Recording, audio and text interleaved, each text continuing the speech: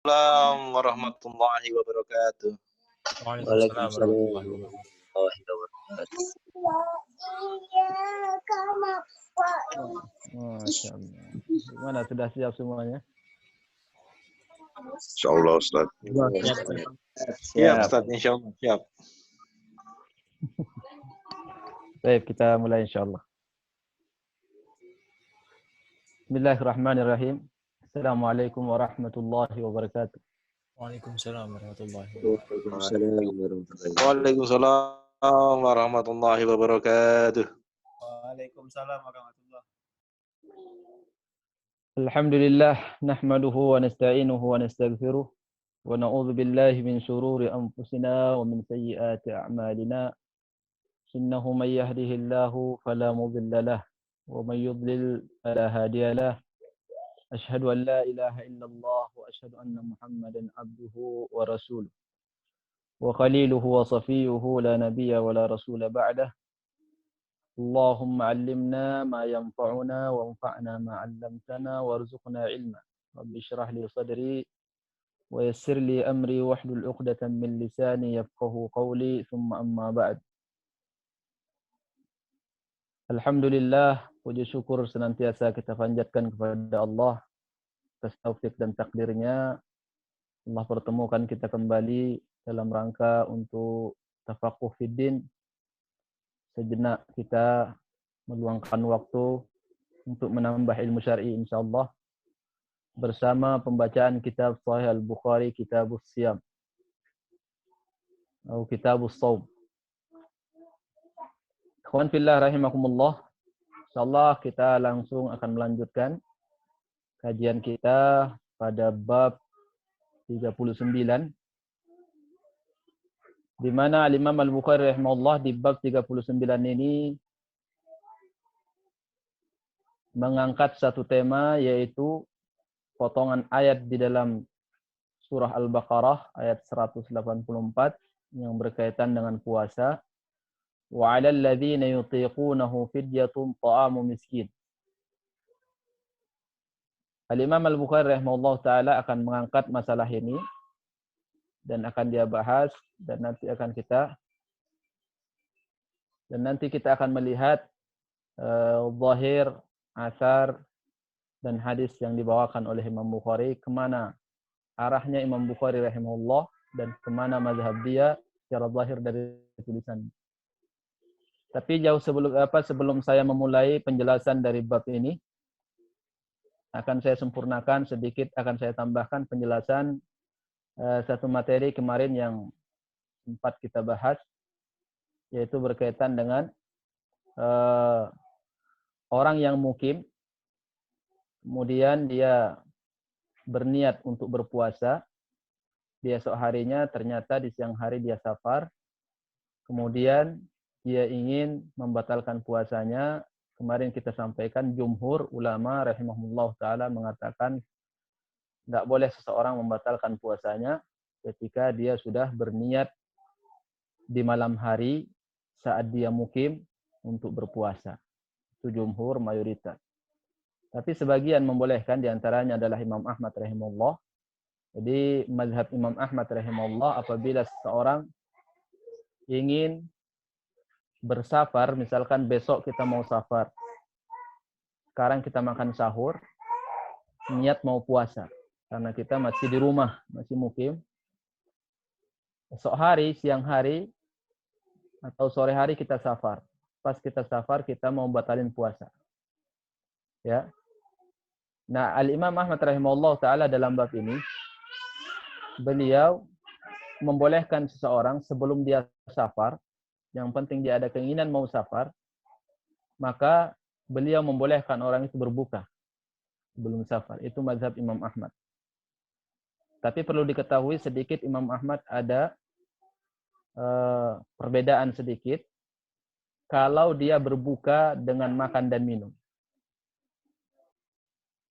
Tapi yang anehnya Imam Ahmad mengatakan kalau dia berbuka dengan hubungan, misalkan dia mau safar, dia mau safar, ya nanti siang. Sebelum dia berangkat dia hubungan sama istrinya. Imam Ahmad mazhabnya mewajibkan orang ini bayar kafarah. Ya, kafarah jima, hubungan. Tapi kalau dia berbuka puasa sebelum safar di rumahnya dengan cara makan dan minum, Imam Ahmad mengatakan beliau membolehkan. Beliau membolehkan. Nah, ini yang sedikit agak unik di mazhab Imam Ahmad rahimahullah. Kenapa beliau membedakan antara orang hubungan sama makan, padahal sama-sama itu adalah pembatal puasa. Tapi itu mazhab Imam Ahmad yang masyhur dan dinukil oleh ulama-ulama Al-Hanabilah, bahwa Imam Ahmad rahimahullah taala membolehkan seorang sebelum safar untuk membatalkan puasanya di rumah, tapi dengan cara makan dan minum. Kalau dibatalkan dengan hubungan, Imam Ahmad mengatakan wajib bayar kafarah, ya, sebagaimana yang kafarah orang yang berhubungan. Itu yang mau saya tambahkan supaya lebih jelas pembahasan yang kemarin sempat kita singgung. Kemudian kita akan melanjutkan bab ke-39, yaitu masalah firman Allah Subhanahu wa taala, wa 'alal ladzina yutiqunahu fidyatun ta'amu miskin. Dalam satu qiraah ta'amu masakin. Al-Imam Al-Bukhari rahimahullah taala di sini beliau mengatakan qala Ibnu Umar wa Salamah Ibnu Al-Aqwa, nasakhatha syahr Ramadan alladhi unzila fihi al-Qur'an ila qawlihi wa 'ala ma hadakum wa la'allakum tashkurun. Wa qala Ibnu Numair haddatsana al-A'mash haddatsana Amru ibn Murrah haddatsana Ibnu Abi Layla حدثنا أصحاب محمد صلى الله عليه وسلم نزل رمضان فشق عليهم فكان من أطعم كل يوم مسكينا ترك الصوم ممن يطيقه ورخص لهم في ذلك فنسختها وأن تصوموا خير لكم فأمروا بالصوم. وقال عياش حدثنا عبد الأعلى حدثنا عبيد الله النافع عن ابن عمر رضي الله عنهما قرأ فدية طعام مساكين قال هي منسوخة. Al-Imam Al-Bukhari rahimahullah ta'ala setiap mengangkat masalah di judulnya berarti itu banyak permasalahan yang menjadi perselisihan pendapat di kalangan ulama salaf sebelumnya. Maka sekali lagi karena beliau adalah seorang mujtahid, maka beliau ingin menuliskan mazhabnya secara isyarat di sini. Beliau mazhabnya kemana? Apa yang diperselisihkan oleh para ulama tentang ayat ini? Wa 'alal ladzina yutiqunahu fidyatun ta'amu miskin. Ini makna ayat ini secara global. Bagi orang yang punya kemampuan untuk memberi makan orang miskin, maka hendaklah dia memberi makan orang miskin. Dan dia boleh meninggalkan puasa. Ini awal dulu disyariatkan ibadah puasa, tahun 2 Hijriah. Allah Subhanahu wa taala, kata jumhur ulama, memberikan ikhtiar, ya, memberikan pilihan kepada orang yang punya kemampuan harta untuk memberi makan orang miskin sebagai bayar dan ganti dari puasanya, maka boleh dia meninggalkan puasa. Pilihan. Boleh orang melaksanakan puasa, boleh dibayar dengan fidyah, yaitu memberi makan. Ini makna ayat ini. Al-Imam Al-Bukhari rahimahullah ta'ala kemudian mengangkat masalah ini karena ayat ini, ya, ayat ini diperselisihkan oleh ulama dulu. Apakah ayat ini mansukh, ya, atau tidak? Maksudnya orang kaya, orang yang bisa memberi makan, makna ayat ini, orang yang bisa memberi makan, boleh dia meninggalkan puasa. Apakah ayat ini mansukh? Maknanya sebagaimana kata jumhur, ataukah dia muhkamah? Hukumnya masih ada sampai saat ini. Ternyata tidak disepakati ini oleh ulama antara mansukh atau muhkamah. Mayoritas ulama mengatakan mansukh. Mansukh itu dihapus. Artinya tidak ada lagi kesempatan bagi orang yang kaya untuk mengganti puasanya, dia meninggalkan puasa tapi dia nanti bayar atau memberi makan orang miskin. Itu jumhur mengatakan seperti itu.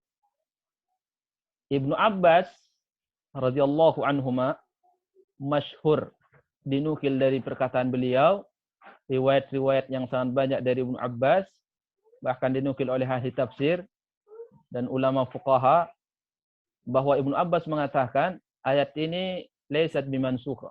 Ayat ini tidak dihapus hukumnya sampai saat ini. Muhkamah masih berlaku hukumnya. Tapi Ibnu Abbas melihatnya bukan dari sisi apa? Bukan dari sisi seperti kebebasan di awal. Tapi dia mempersempit maknanya kepada khusus orang yang tua, yang sudah tidak, yang lanjut usia, tapi sudah tidak sanggup untuk berpuasa. Dan juga orang yang lemah, tidak bisa puasa karena uzur, seperti sakit, ya, atau sakitnya yang sering disebut oleh fuqaha mazhab adalah al-marad al-muzmin, yaitu al-marad alladzi la yurja bur'uhu, yaitu sakit yang tidak bisa diharapkan lagi kesembuhannya. Itu dibahas oleh para ulama. Makanya Ibnu Abbas radhiyallahu anhu itu menafsirkan bahwa ayat ini muhkam sampai sekarang. Tapi maknanya muhkam di sini maksudnya dia persempit maknanya bagi orang tua yang sudah tidak sanggup untuk menjalankan ibadah puasa sementara dia masih hidup dan akalnya sehat dan tidak ada uzur yang lain kecuali karena ketuaan. Yang kedua adalah al-ajiz, yaitu orang yang ada uzur, tidak bisa melaksanakan ibadah puasa, yang mungkin sering identik disebutkan oleh ulama sakit yang tidak bisa diharapkan kesembuhannya. Maka Ibnu Abbas mengatakan ayat ini berlaku untuk ini. Untuk mereka ini, bayar fidyah mereka. Ngasih makan. Sehingga Ibnu Abbas mengatakan bahwa ayat ini masih belum dimansukh maknanya. Belum dihapus hukumnya. Jumhur ulama rahimahullah ta'ala mengatakan hadis ini sudah dimansukh. Ya, hadis ini sudah dimansukh. Nah, kemana Imam Bukhari rahimahullah ta'ala lari dari perselisihan ini? Dia berpihak kemana? Kemana mazhabnya? Tentunya bisa akan kita lihat, yaitu di riwayat yang dia bawakan. Di sini beliau membawakan riwayat dari Abdullah bin Umar dan Salamah ibn al-Aqwa. Keduanya adalah sahabat. Sahabat ini mengatakan nasakhatha, bahwa makna ayat pemberian pilihan kepada orang yang mampu memberi makan orang miskin untuk tidak berpuasa itu sudah dihapus oleh ayat yang datang setelahnya, syahrul ramadhan alladzi unzila fihi al-Qur'an hudal linnasi wa bayyinatin minal huda wal furqan. Kemudian makna ayatnya faman syahida minkumus syahra falyasum.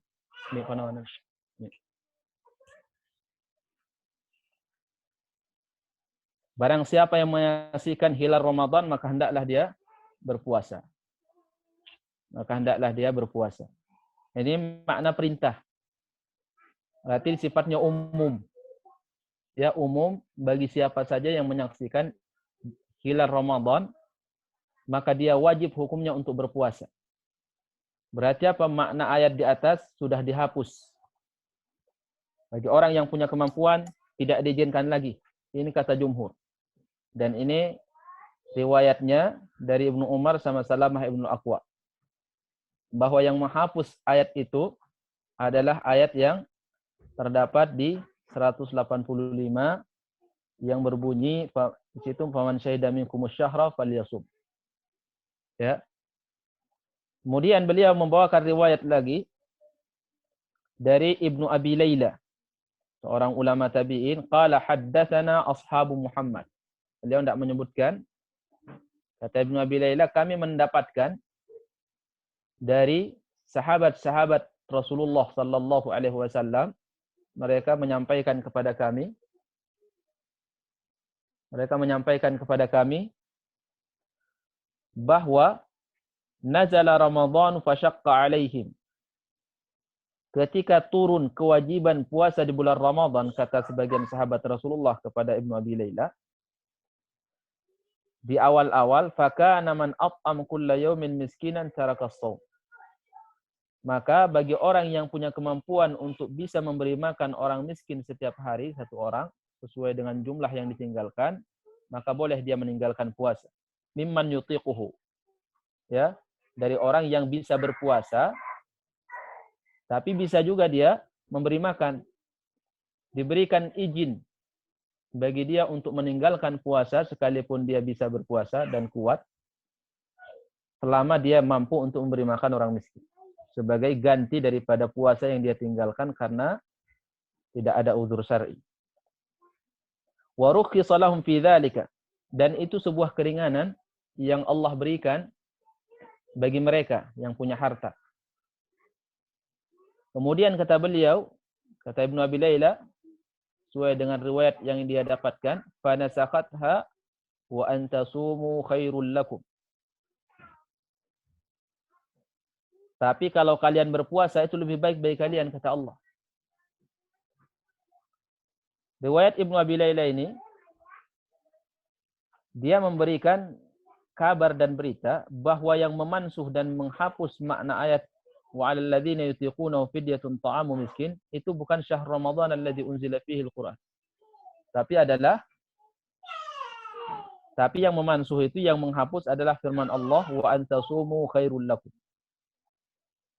Artinya Allah Subhanahu wa taala ketika memberikan pilihan kepada orang kaya, maka Allah Subhanahu wa taala melanjutkan ayatnya dengan mengatakan wa antasumu khairul lakum. Kalian orang kaya sekalipun diberikan keringanan oleh Allah untuk boleh meninggalkan puasa tapi dengan cara memberi makan orang miskin, Allah mengatakan tapi kalian puasa lebih baik. Nah, lebih baik ini dimaknai oleh sebagian ulama maksudnya adalah wajib bagi kalian. Karena tidak ada yang lebih baik dari sunnah kecuali hal yang wajib. Nah, ini menurut riwayat Ibnu Abi Layla. Fa umiru bis-shaum. Maka mereka diperintahkan saat itu untuk berpuasa, sifatnya wajib. Al-Imam Al-Bukhari rahimahullah ta'ala, beliau pembahasannya bukan masalah ayat ini dimansuh oleh ayat yang mana. Ya.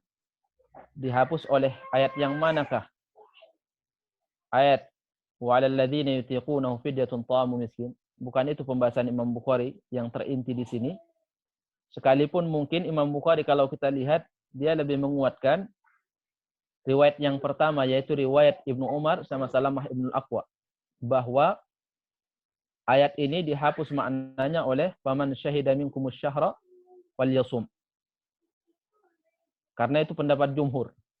Mayoritas ahli tafsir mengatakan bahwa ayat itu dihapus maknanya oleh ayat yang berbunyi faman syahida minkumus syahra falyasum, yang diawali oleh ayat syahr Ramadan alladzi unzila fihi al-Qur'an.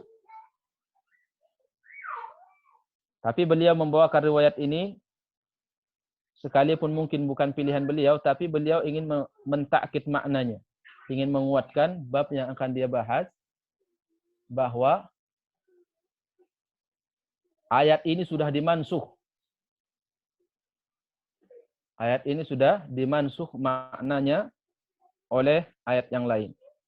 Makanya beliau membawakan hadis riwayat Abdullah bin Umar. Qala al-Imam al-Bukhari rahimahullah, haddatsana Ayyash ibn al-Walid al-Basri rahimahullah. Beliau ulama yang hidup di zaman Imam Ahmad. Qala haddatsana Abdul A'la ibnu Abdul A'la. Ini nama beliau Abdul A'la, bapaknya juga Abdul A'la. Beliau adalah ulama Basrah juga. hidup di zamannya Sufyan ibn Uyainah. Qala haddatsana Ubaidullah. Ubaidullah An-Nafi itu Ubaidullah Al-Umari. Yaitu Ubaidullah ibnu Umar, ibnu Hafiz, ibnu Asim. Ini cucunya Umar ibn Khattab. Beliau ulama Madinah, hidup di zamannya tabi'in. An-Nafi, budak, bekas budak Ibnu Umar. Abdullah Ibnu Umar.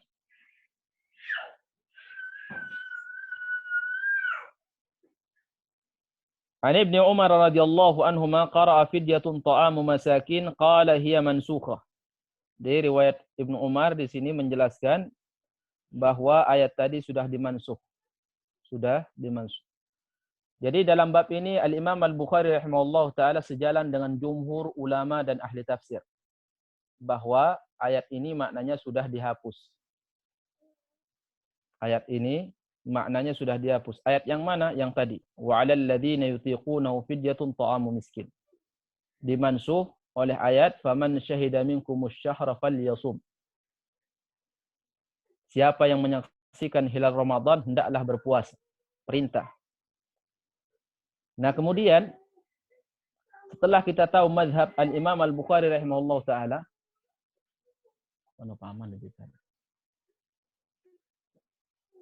setelah kita tahu mazhab Imam Al-Bukhari rahimahullah ta'ala, maka ada permasalahan yang besar yang harus kita bahas. Apa itu masalahnya?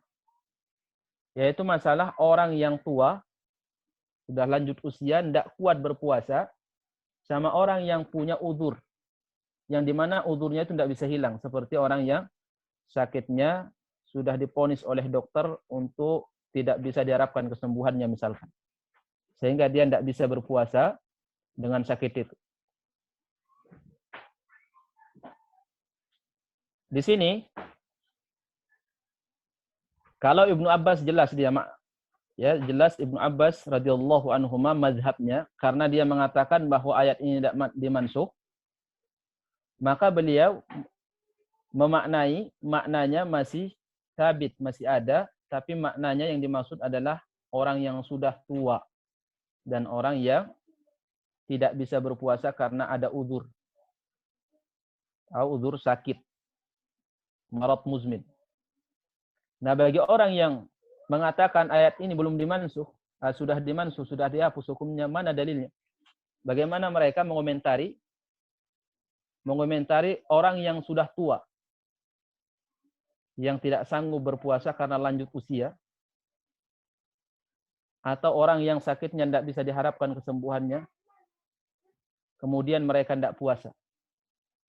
Jadi orang tua tidak berpuasa, orang yang sakit karena tidak diharapkan kesembuhannya lagi sakitnya, dia juga tidak berpuasa. Apa yang harus mereka lakukan? Apa yang harus mereka lakukan? Kalau melihat di sini, terjadilah di sini untuk makna ini, untuk masalah ini juga terjadi perselisihan di ulama salaf. Makanya Imam Bukhari angkat masalahnya. Beliau ingin dari situ kita bisa melihat kemana Imam Bukhari mazhabnya dalam bab ini. Kemana Imam Bukhari mazhabnya. Kalau mazhabnya Abdullah bin Abbas, Anas bin Malik, kemudian Sa'id bin Jubair, Ali bin Abi Thalib, kemudian ada juga yang meriwayatkan Abu Hurairah, bahwa mazhab mereka, orang yang sudah tua renta, yang tidak sanggup untuk berpuasa, begitu juga orang yang sakitnya tidak bisa diharapkan kesembuhannya, wajib untuk memberi makan. Fidyah. Satu orang, satu hari, satu orang miskin. Satu hari, satu orang miskin. Itu mazhab mereka. Imam Bukhari sejalan enggak? Zahir mazhab Imam Bukhari rahimahullah, karena dia melihat di sini ayat ini sudah dimansuh, ya, sudah dihapus maknanya, beliau sejalan dengan mazhab Imam Malik rahimahullah. Jadi Imam Malik mazhabnya, bahkan itu dinukil juga oleh Ibnul Munzir dan Imam At-Tahawi, bahwa orang yang sakit atau orang yang sudah tua, tidak sanggup untuk berpuasa, gugur kewajiban puasanya. Kalau puasanya gugur kewajibannya, tidak wajib dia, kata Imam Malik, bayar fidyah. Dan ini juga salah satu pendapat Imam Syafi'i dalam salah satu riwayat. Dalam satu riwayat, Imam Syafi'i berpendapat bahwa tidak wajib untuk memberi makan. Kemudian, bahkan disebutkan oleh sebagian mazhab Syafi'iyah bahwa mereka ini sekedar ada anjuran saja, dianjurkan untuk memberi makan, tapi bukan sebuah kewajiban. Bukan sebuah kewajiban. Tapi yang kita tahu, mayoritas ulama itu mewajibkan untuk bayar fidyah, ngasih makan. Nah, Imam Bukhari rahimahullah ta'ala itu lebih cenderung mazhabnya kepada mazhabnya Imam Malik rahimahullah dalam bab ini. Ya, Imam Malik. Dalam bab kewajiban. Kalau mungkin masalah anjuran untuk memberi makan, Imam Bukhari mungkin bisa-bisa saja juga beliau setuju. Tapi ini masalah bab apakah wajib orang yang sudah tua tidak sanggup berpuasa dan orang yang punya sakit tidak bisa diharapkan kesembuhannya juga tidak puasa, wajib tidak mereka memberi makan setiap harinya orang miskin. Nah, mazhab yang tadi sudah kita sebutkan ada yang mewajibkan, sebagian mengatakan tidak wajib karena mereka pada hakikatnya itu sebenarnya tidak kena kewajiban berpuasa. Ya, ibarat orang sakit, kata Imam Malik, ibarat orang sakit. Sakitnya, orang yang kalau sakit di bulan Ramadan kan diberi keringanan untuk tidak berpuasa. Tapi dia wajib mengganti di hari yang lain. Maka mazhab Imam Malik rahimahullah, kalau ada orang sakit, sakitnya terus berlanjut sampai membawa dia mati. Apakah dia wajib mengganti puasa? Tidak wajib. Sama seperti orang yang sudah tua. Tua, dia tidak sanggup untuk berpuasa, maka dia boleh berbuka dan dia tidak punya kewajiban untuk membayar fidyah. Sampai kapan? Dia nunggu. Makanya Al-Buwaiti, salah satu ulama Syafi'iyah mengatakan, dan beliau juga salah satu yang menukil bahwa di mazhab Syafi'iyah sekedar anjuran memberi fidyah, bukan sebuah kewajiban. Kata Al-Buwaiti rahimahullah, kalaupun suatu saat orang yang sudah tua ini diberikan kemampuan dan kekuatan oleh Allah, mampu melaksanakan ibadah puasa setelah beberapa tahun ke depan, maka keringanannya untuk meninggalkan puasa batal. Ya, dia harus puasa. Tapi yang itu tidak perlu diganti. Ya, kenapa? Karena dia tidak ada kewajiban untuk menjalankan puasa karena dia tidak punya kekuatan. Maka Imam Bukhari rahimahullah dari penjelasan para ulama tadi, kita bisa melihat kemana Imam Bukhari cenderungnya. Beliau cenderungnya ke mazhab Imam Malik dalam bab ini. Nah, dari sini kita tahu bahwa Imam Bukhari ini tidak punya mazhab. Terkadang di bab ini beliau cenderung kepada mazhab Imam Ahmad. Terkadang beliau menyelisih jumhur. Dalam bab ini beliau menyelisih jumhur.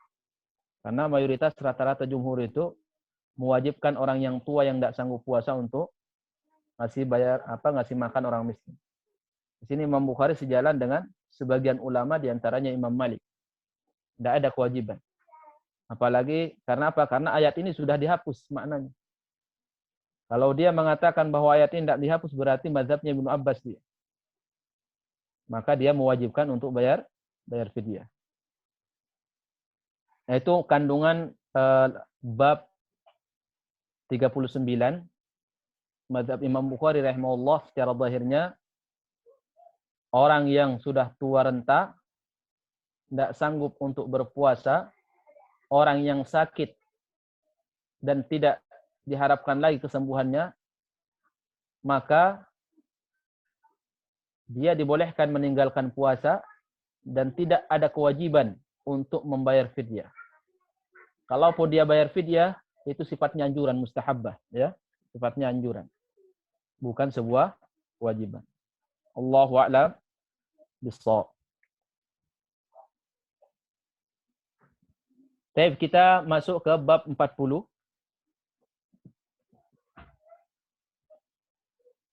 Di bab 40 ini bunyi babnya qala al-Imam al-Bukhari rahimahullah babun mata yuqda qada'u Ramadan. Mata yuqda qada'u Ramadan. Kapankah hutang di bulan Ramadan kita ganti? Kapan hutang di bulan Ramadan kita ganti? Pendapat jumhur bahkan sebuah kesepakatan, tidak boleh seseorang menunda hutangnya, hutang puasanya di tahun ini, di Ramadan ini, sampai masuk Ramadan yang kedua yang selanjutnya. Haram hukumnya. Ya, haram hukumnya untuk ditunda. Maka dia berdosa kalau sampai dia menunda. Karena Allah mewajibkan untuk mengatakan iddatun min ayyamin ukhar. Diganti di hari yang lain di luar bulan Ramadan. Maka wajib dia memilih di 11 bulan itu waktu untuk membayar hutang puasa dia yang dia tinggalkan di Ramadan tahun tersebut. Di sini Imam Bukhari rahimahullah ada masalah yang akan dia bahas. Wa qala Ibnu Abbas la ba'sa an yufarraq liqaulillahi ta'ala fa'iddatun min ayyamin ukhar. Beliau membawakan satu masalah. Ya, karena di sini ada beberapa masalah yang akan dibahas tentang orang yang mengganti hutang puasa yang dia tinggalkan di bulan Ramadan. Beliau membawakan fatwa Ibnu Abbas. Kalau tadi di bab sebelumnya dia menyelisih Ibnu Abbas ya. Kalau sekarang dia mengambil fatwanya Ibnu Abbas. Karena seperti itulah orang, tidak boleh taklid sebenarnya. Kalau dia punya alat untuk mendeteksi yang tarjih, yang kuat, yang rajih. Ya, kalau dia orang awam ya milihlah mana yang lebih lebih sahih menurut dia. Ya, kalau orang punya alat harus dicari mana yang rajih. Maka Imam Bukhari karena dia sudah sampai kepada derajat itu, maka dia tidak sembarangan taklid. Di bab sebelumnya dia menyelisih Ibnu Abbas, menyelisih Anas bin Malik, kemudian Abu Hurairah dan sahabat-sahabat yang lain. Mungkin pertanyaan kita, kok berani sekali Imam Bukhari menyelisihi ulama sahabat? Ya bukan masalah berani atau tidak. Ini masalah dalil. Ya. Selama kuat hujahnya, karena itu juga bukan disepakati oleh sahabat, maka mereka punya hak untuk mencari yang benar. Di sini beliau mengambil fatwa Ibnu Abbas karena dia anggap itu sahih menurut dia. Apa kata Ibnu Abbas? La ba'sa an yufarraqa liqaulillahi ta'ala fa'iddatun min ayyamin ukhra. Tidak apa-apa seseorang itu ketika mengganti, misalkan kita punya hutang puasa tahun ini karena safar 5 hari. Nah, wajib tidak kita lakukan harus urut atau boleh dipisah-pisah. Misalkan bulan ini saya bayar dulu 2 hari, nanti bulan depan 1 hari, bulan depannya 1 hari, sampai selesai semuanya. Atau wajib urut. Nah, Imam Bukhari rahimahullah ketika dia mengangkat satu fatwa ulama, itu menandakan ada ulama yang menyelisihi. Ada ulama yang menyelisihi di balik itu. Di antaranya yang diriwayatkan di sini Aisyah radhiyallahu anha, dan juga diriwayatkan dari Ali bin Abi Thalib, bahwa mereka ini mensyaratkan harus urut. Kalau kita punya utang lebih dari satu hari, harus urut, tidak boleh dipisah-pisah harinya. Maka Imam Bukhari milih fatwa Ibnu Abbas. Kenapa? Karena katanya lebih sesuai dengan ayat fa'iddatun min ayyamin ukhra. Ibnu Abbas boleh dipisah-pisah, tidak harus urut. Karena tidak ada syaratnya harus urut. Allah mengatakan, kata Imam Bukhari, maka hendaklah dia bayar di hari yang lain. Hari yang lain, ya hari yang lain. Tidak ada syaratnya harus urut. Yang penting dibayar di hari yang lain di luar bulan Ramadan. Maka mazhab Imam Bukhari dalam bab ini tidak mensyaratkan harus diurut. Wa qala Sa'id bin Musayyab fi shaumil ashri la yasluhu hatta yabda'a bi Ramadan. Kemudian beliau membawakan perkataan Sa'id bin Musayyab. Beliau ini adalah seorang ulama tabi'in. di Madinah dan menantu Abu Hurairah radhiyallahu anhu Sa'id ibn Musayyab. Maka beliau banyak meriwayatkan hadis dari mertuanya Abu Hurairah radhiyallahu anhu. Beliau membawakan fatwa Sa'id bin Musayyab. Ini pembahasannya bab yang lain. Tapi semua digabungkan dalam bab ini karena semuanya berkaitan masalah membayar utang yang ketinggalan di bulan Ramadan. Kata Sa'id bin Musayyab tentang orang yang puasa 10 Dzulhijjah. 10 awal Dzulhijjah maksudnya. La yaslu hatta yabda'a bi Ramadan. Tidak layak seseorang berpuasa 10 hari di awal bulan Dzulhijjah sebelum dia menyelesaikan utang puasanya yang dia tinggalkan di bulan Ramadan. Ini permasalahan ini juga diperselisihkan oleh para ulama. Ada yang mengatakan kalau orang punya utang di bulan Ramadan, kemudian dia belum bayar, maka tidak boleh dia melaksanakan puasa sunnah sebelum dia bayar utangnya. Sebelum dia bayar utangnya. Kemudian ada yang mengatakan, ya boleh-boleh saja, terserah dia. Boleh dia puasa sunnah duluan, sekalipun nanti dia akhirkan pembayarannya. Dan makna yang kedua ini, dan Imam Bukhari rahimahullah, itu zahirnya di sini, dia memilih mazhab yang pertama. Karena dia bawakan fatwa Sa'id ibn Musayyab. Ketika beliau membawakan fatwa, itu menunjukkan itu adalah mazhab beliau. Itu mazhab beliau. Artinya beliau punya salaf, punya ulama sebelumnya yang punya pemahaman seperti dia. Wa qala Ibrahim, idza farrata. Nah, ini permasalahan yang ketiga yang diangkat oleh Imam Bukhari. Wa qala Ibrahim, idza farrata hatta jaa Ramadanu akhar yasumuhuma. Ibrahim An-Nakhai, ulama Kufah. Murid besarnya Ibnu Mas'ud. Maksudnya beliau banyak mengambil fikihnya Ibnu Mas'ud. Kata beliau, idza farrata hatta jaa Ramadan akhar yasumuhuma. Wa lam yara alaihi it'aman. Apabila seseorang punya utang puasa di bulan Ramadan, thumma farrata, tapi dia menunda-nunda pembayarannya, ya, menyia-nyiakan berarti, hatta jaa Ramadan, sampai datang bulan Ramadan selanjutnya. Sampai datang bulan Ramadan selanjutnya. Kata Ibrahim An-Nakhai, maka dia mengqadha. Ya, mengqadhanya kapan? Setelah selesai bulan Ramadan yang selanjutnya. Misalkan dia punya utang 2 hari karena udzur syar'i di bulan Ramadan yang lalu. Besok sudah tanggal 30 Sya'ban. Ya. Dia tidak ada kesempatan untuk membayar lagi. Kecuali cuma satu. Yang satunya kapan? Kata Ibrahim, iqadha setelah selesai bulan Ramadan yang sekarang ini nanti. Diqadha, tetap diqadha. Walam yara alaihi it'aman. Dan Ibrahim An-Nakhai membantah atau tidak setuju dengan ulama yang mengatakan wajib mengasih makan. Fidyah.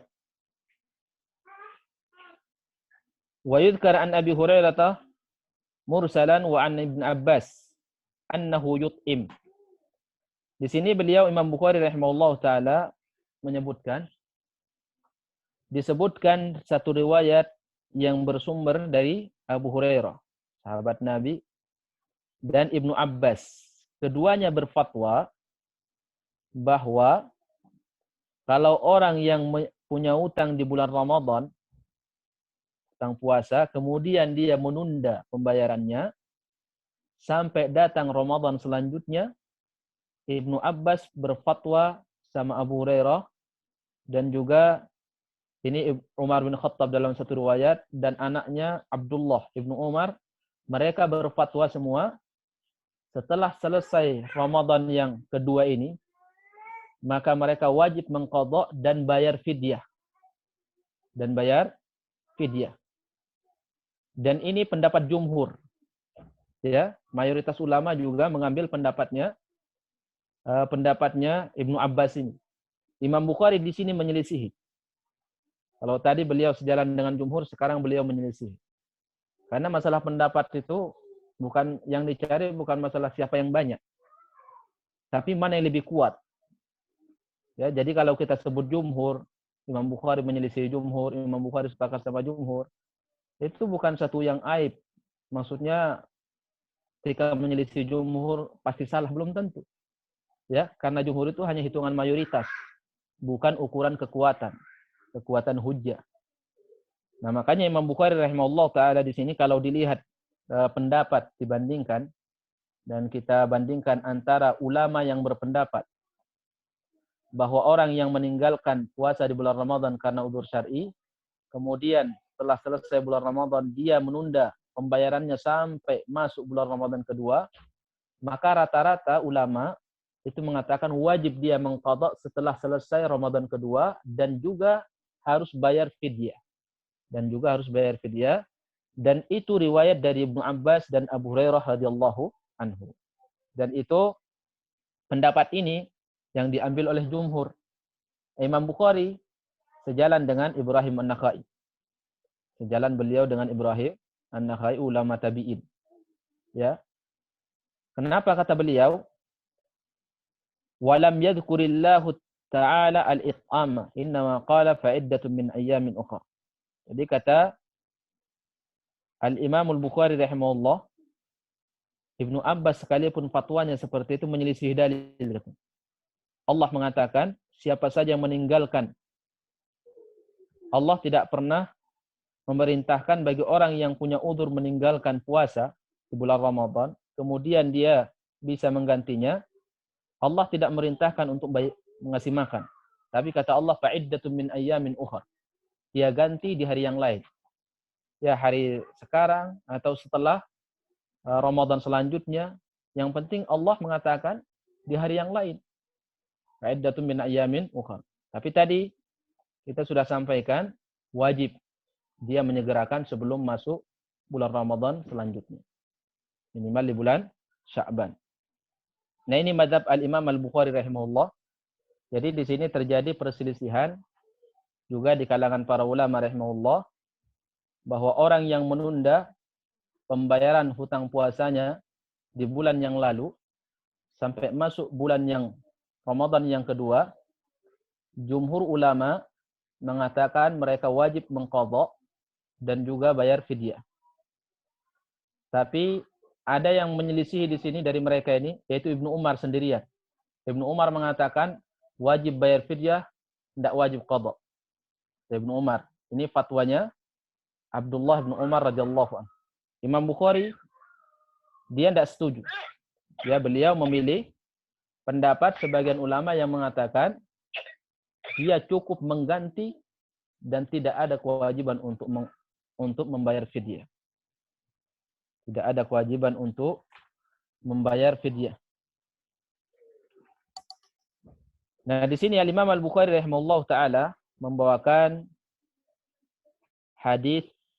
Jadi judulnya tadi mata yuqda qadha'u Ramadan. Kapankah diganti ketinggalan hutang puasa yang ada di bulan Ramadan yang telah lewat? Tadi beliau membahas 3 masalah di bawahnya. Ya, 1, boleh dilaksanakan dan diganti dengan cara dipisah-pisah, tidak harus urut. Yang kedua, sebelum berpuasa sunnah kita harus membayar utang dulu. Nah, kan tidak layak banyak utang banyak, tapi kita poya-poya buat beli sesuatu, kan tidak layak. Kemudian yang ketiga, kalaupun terlanjur ya dia menyia-nyiakan sampai datang bulan selanjutnya, tetap dia wajib qadha. Tapi beliau kembali ke bab ini karena hadis yang akan dia bawakan itu berkaitan dengan bab. Ya. Hadis yang dia bawakan berkaitan dengan inti bab yang dia bahas, yaitu kapankah seseorang mengqadha. Batas maksimalnya kapan? Artinya setelah itu dia dosa kalau dia menunda. Maka dia bawakan di sini hadis Aisyah radhiyallahu anha. Qala al-Imam Al-Bukhari rahimahullah haddatsana Ahmad ibn Yunus. Qala haddatsana Ahmad ibn Yunus. Ahmad ibnu Yunus nusiba ila jaddihi. Ahmad ibnu Abdullah ibnu Yunus al-Kufi. Beliau ulama Kufah, hidup di zamannya Imam Al-Bukhari, Imam Ahmad rahimahullah. Qala haddatsana Zuhair ibnu Muawiyah. Zuhair ibnu Muawiyah Al-Kufi. Beliau juga seorang ulama yang hidup di zamannya Sufyan ibnu Uyainah rahimahullah. An Yahya di sini Yahya ibnu Sa'id Al-Ansari An-Najjari, ulama tabi'in di Madinah. Yahya ibnu Sa'id Al-Ansari meriwayatkan hadis ini dari Abu Salamah bin Abdurrahman Al-Madani At-Tabi'i. Ini anak daripada Abdurrahman bin Auf radhiyallahu wa rahimahullah. Qala sami'tu Aisyah radhiyallahu anha. Aku mendengar Aisyah radhiyallahu anha taqulu, ia berkata, kana yakunu alayya as-shaumu min Ramadhan. Saya terkadang punya hutang di bulan Ramadan. Fama astati'u an aqdiyahu illa fi Sya'ban. Dan aku tidak bisa mengqadha'nya kecuali di bulan Sya'ban. Qala Yahya, ini Yahya ibn Sa'id Al-Ansari tadi. Jadi Yahya ibn Sa'id Al-Ansari mengatakan, mengomentari dia, menta'liq ya. Kenapa Aisyah tidak bisa mengganti puasa ketinggalannya di bulan Ramadan kecuali di bulan Sya'ban? Asy-syughulu, qala asy-syughulu minan nabi au bin nabi. Karena sibuk melayani Nabi sallallahu alaihi wasallam. Ini penafsiran daripada Yahya ibn Sa'id Al-Ansari, ini bukan perkataan Aisyah radhiyallahu anha. Ini ta'liq daripada Yahya, perawi hadis murid dari Abu Salamah yang tidak ketemu Aisyah radhiyallahu anha. Nah, di sini Al-Imam Al-Bukhari rahimahullahu taala ingin mengambil hikmah dan istinbat hukum di sini bahwa maksimal seseorang itu menunda pembayaran ketinggalan puasanya di bulan Ramadan yang telah lalu itu di bulan Sya'ban. Di bulan Sya'ban. Makanya kemarin kita sampaikan bahwa di antara puasa yang boleh seseorang melaksanakannya sekalipun itu tanggal 30 Sya'ban adalah qadha Ramadan. Ya, qadha Ramadan atau nazar atau ada puasa-puasa kewajiban yang lain atau puasa sunnah yang sudah menjadi kebiasaan dia. Tapi puasa kita dalam rangka untuk kehati-hatian takut masuk Ramadan, kemarin kita sudah jelaskan bahwa itu sesuatu yang diharamkan oleh Rasulullah Sallallahu Alaihi Wasallam, sebagaimana sudah kita bahas di bab-bab selanjutnya. Nah, di sini ikhwan fillah rahimakumullah, dari kalau memang benar illah dan penyebab Rasulullah mengqadha di bulan Sya'ban sesuai dengan apa penyebab yang disebutkan oleh Yahya, maka tentunya ini adalah salah satu bentuk ibadah dari Aisyah radhiyallahu anha, bagaimana dia perhatiannya sama suaminya yaitu Rasulullah sallallahu alaihi wasallam.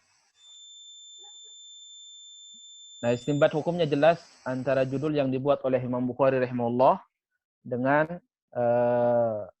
bab dengan dalil yang dibawakan bahwa tidak boleh seseorang itu menunda sampai selesai bulan Sya'ban lagi.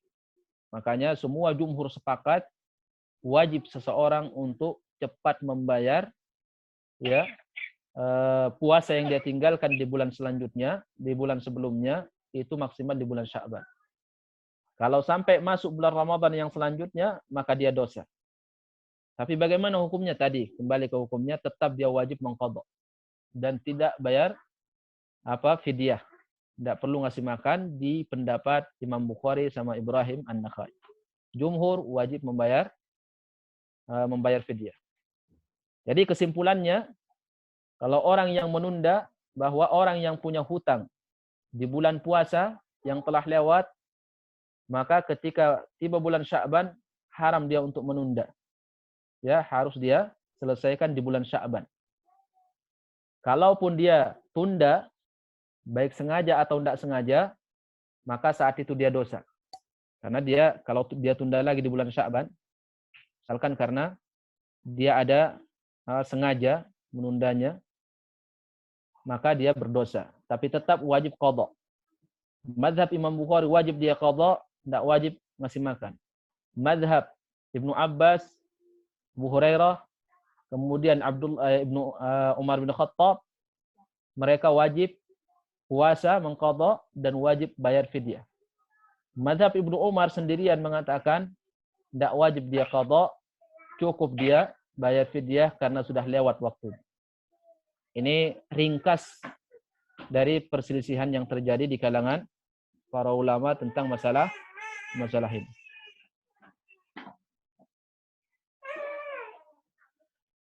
Kemudian kita masuk bab 41. Sebentar saya sambil cas dulu HP-nya karena hampir habis. Bentar ya. Bismillah.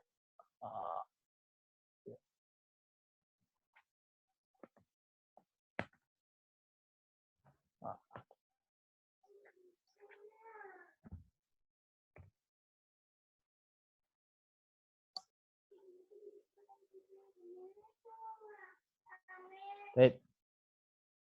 Insyaallah kita lanjut. Gimana? Tidak ada gangguan suara? Aman Ustaz, aman.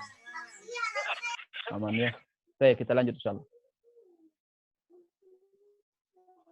Kita lanjut bab 41. Qala al-Imam al-Bukhari rahimahullah babul haid tatruku shauma was shalah.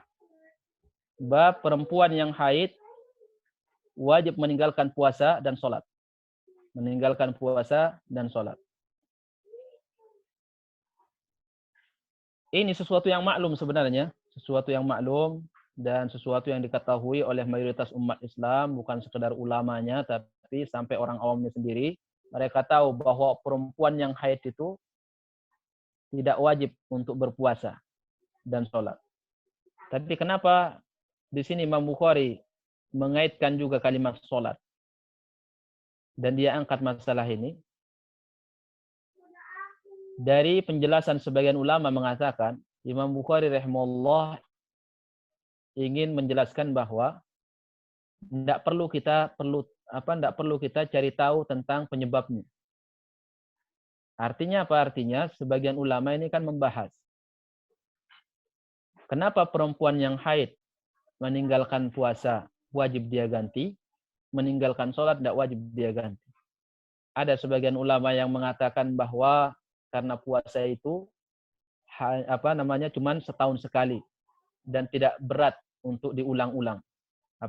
Dan tidak berat seorang perempuan yang haid untuk mengqadha. Tapi kalau sholat maka ini sesuatu yang berat karena setiap hari. Kalau sampai 5 hari orang haid atau 7 hari kan berat dia untuk mengqadha. Nah, ada sebagian ulama yang mencari penyebabnya seperti itu. Nah, Imam Bukhari rahimahullah taala ingin memutus tali rantai pertanyaan-pertanyaan hikmah seperti ini. Ya, apa penyebabnya dibedakan antara puasa sama salat? Maka beliau mengangkat masalah ini dan dia bawakan di bawahnya. Artinya apa? Artinya Imam Bukhari ingin menyampaikan sebenarnya, ya Allahu a'lam, mungkin dia ingin menyampaikan tidak perlu kalian cari tahu apa bedanya puasa sama salat bagi orang perempuan yang haid.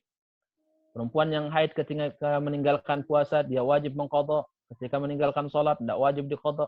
Tidak perlu cari tahu kata Imam Bukhari. Makanya dia bawakan athar dari Abu Zinad. Wa qala Abu Zinad. Ini ulama Madinah. Ulama Madinah guru Al-Imam Malik rahimahullah. Guru Imam Malik. Namanya Abdullah ibn Zakwan. Abdullah ibn Zakwan, ulama tabi'in di Madinah. Apa kata beliau? Inna sunana wa wujuhal haqqi la ta'ti kathiran ala khilafir ra'i. Fama yajidul muslimuna buddan min ittiba'iha. Min dhalika anna al-ha'id taqdi as-siyama wa la taqdi as-salat. Sesungguhnya sunnah-sunnah yang dibawa oleh Rasulullah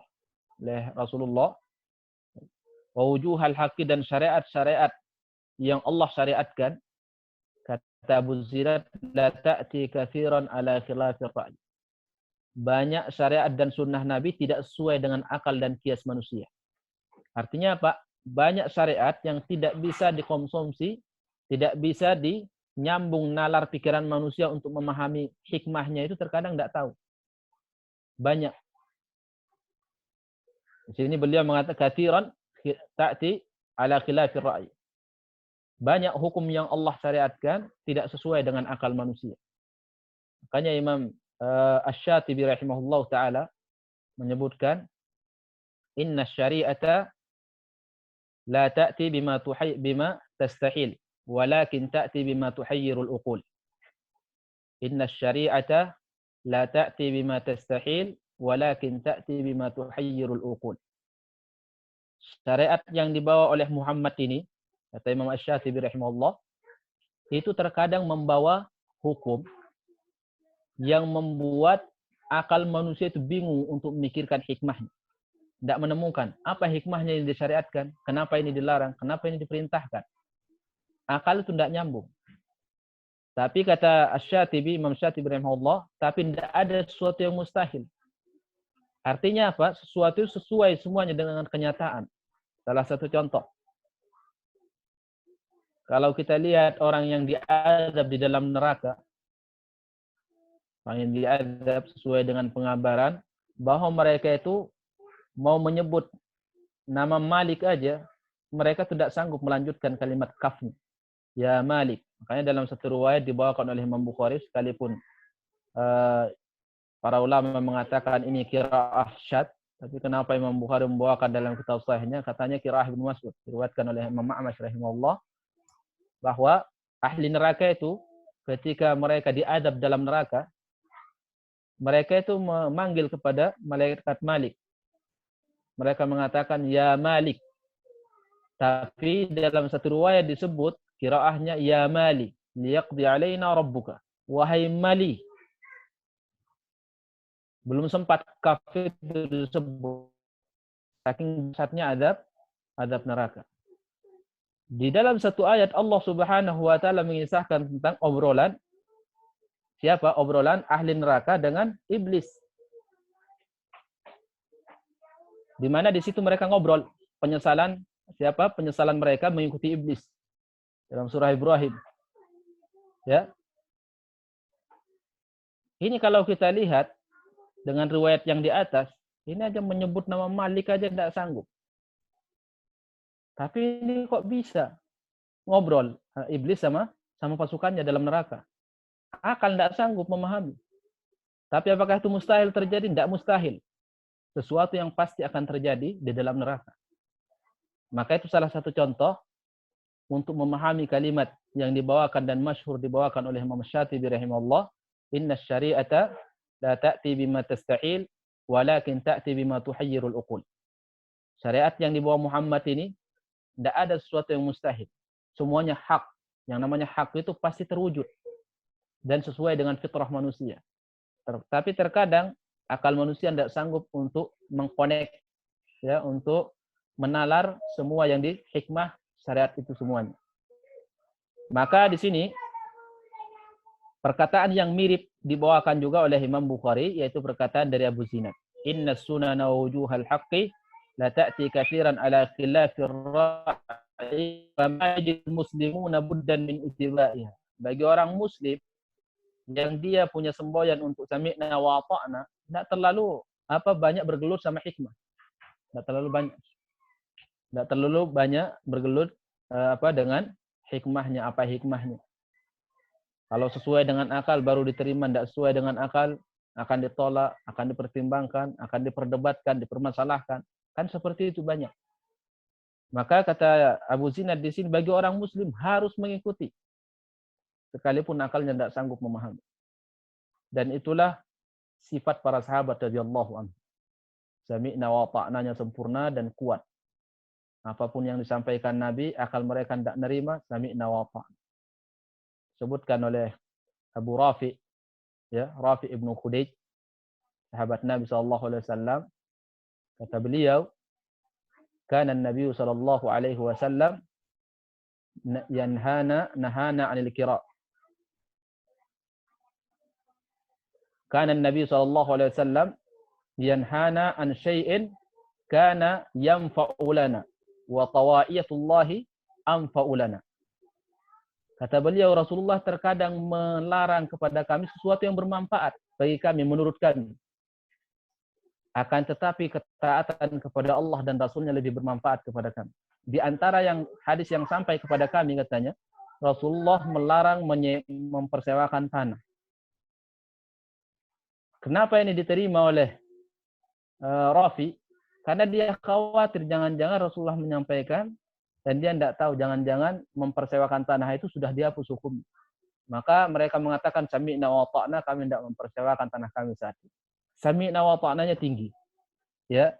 Makanya di sini diangkat oleh Imam Bukhari rahimahullah taala masalah ini supaya kita tidak terlalu banyak menghabiskan umur ya mencari apa hikmah di balik itu semua.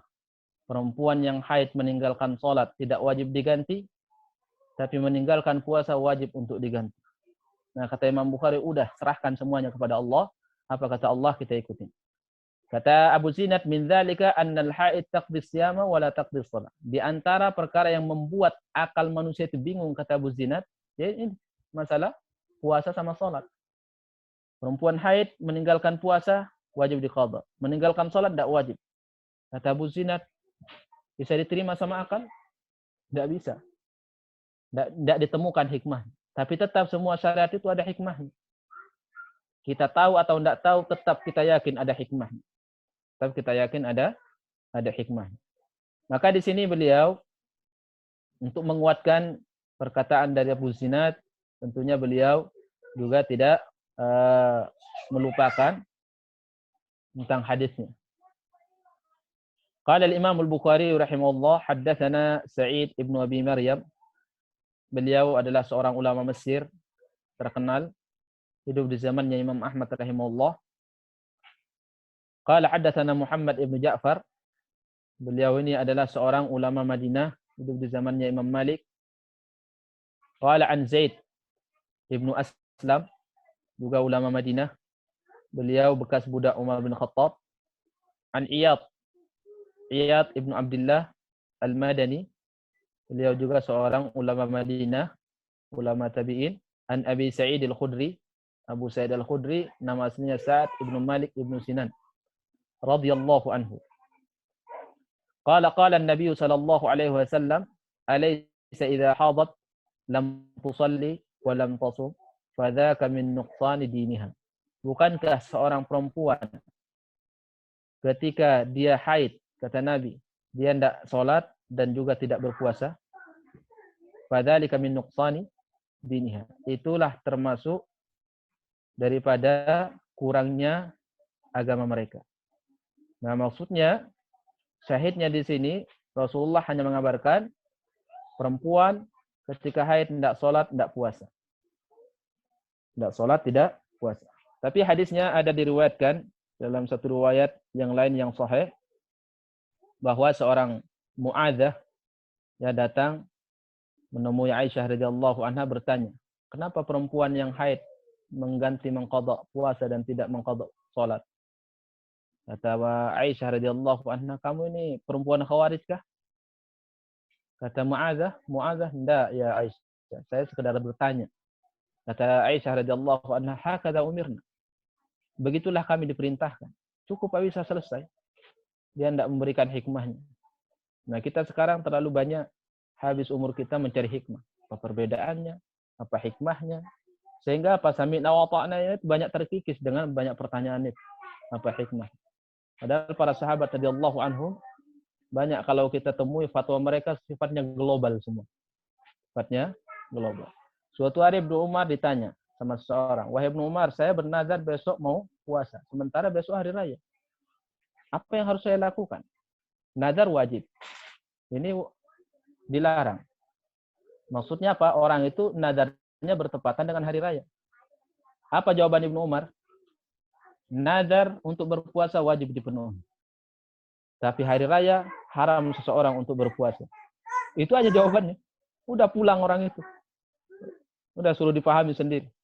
Tidak mau Ibnu Umar lebih daripada itu. Sesuai dalil. Nazar wajib dipenuhi. Kemudian dilarang seorang untuk berpuasa, diharamkan untuk berpuasa di hari raya. Sementara kamu bernazar bernadar untuk berpuasa bertepatan di hari raya. Udah jawabannya seperti itu, pulang orang itu. Ibnu Umar jawabannya tidak lebih daripada itu. Nah, kalau kita mendengar jawaban seperti itu, wah, tidak memuaskan, tidak memuaskan. Itu lain, banyak akal ini tidak bisa dipuaskan oleh jawaban. Maka kita ini kewajibannya hanya menyampaikan. Baik, itu diangkat oleh Imam Bukhari bab kandungan bab 41, babul haid tatrukus shauma was shalah. Maksudnya pesan yang ingin disampaikan, ya, kemungkinan Imam Bukhari ingin menyampaikan jangan terlalu banyak menghabiskan waktu mencari hikmah. Bedanya perempuan haid ketika meninggalkan sholat sama puasa, puasa diganti, sholat tidak diganti. Apa hikmahnya? Jangan banyak tanya. Sami'na wa ata'na. Kata Aisyah, hakaza umirna. Seperti itulah kami diperintahkan dan seperti itulah kami melakukannya. Baik. Kemudian bab 42. Qala al-Imam al-Bukhari rahimahullah babu man mata wa alaihi shaumun. Bab ini bab yang baru, yaitu barang siapa yang meninggal sementara dia punya hutang puasa. Ini permasalahan ini diangkat oleh Imam Bukhari rahimahullah karena terjadi perselisihan juga. Yaitu sebagian ulama mengatakan tidak sah atau tidak ada syariatnya seseorang mengganti puasa orang yang meninggal. Baik itu yang sunnah atau yang wajib. Dan itu diriwayatkan dari ulama Malikiyah karena mereka mempermasalahkan hadis yang akan dibawakan oleh Imam Al-Bukhari rahimahullah. Karena ulama dulu kalau sudah menilai hadis itu cacat dan tidak ada sumber untuk melahirkan hukum, ya mereka akan berfatwa dan juga mengambil kesimpulan yang lain. Maka di sini masalah ini Imam Bukhari ingin menjelaskan tentang pensyariatan, ya, tentang pensyariatan penggantian puasa utang orang yang meninggal. Utang orang yang meninggal itu yang akan ditekankan oleh Imam Bukhari, dan Imam Bukhari rahimahullah taala di sini sejalan dengan jumhur.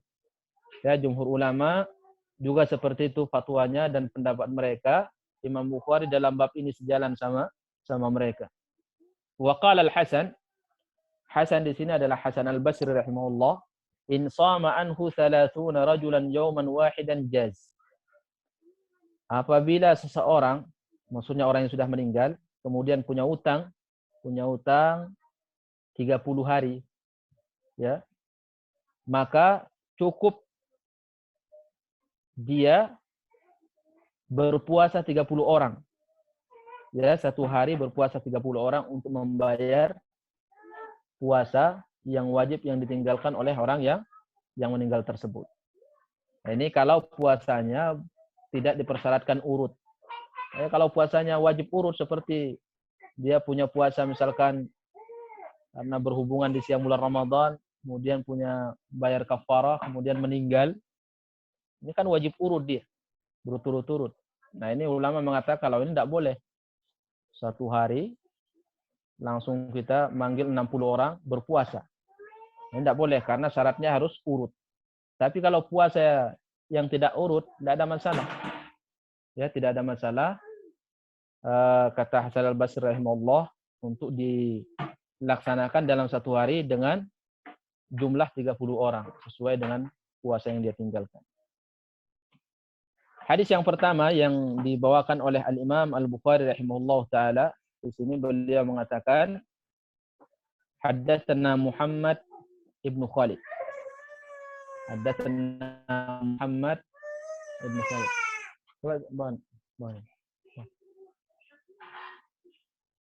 Muhammad ibnu Khalid.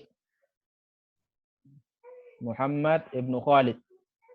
Khalid ini adalah kakek beliau yang kedua.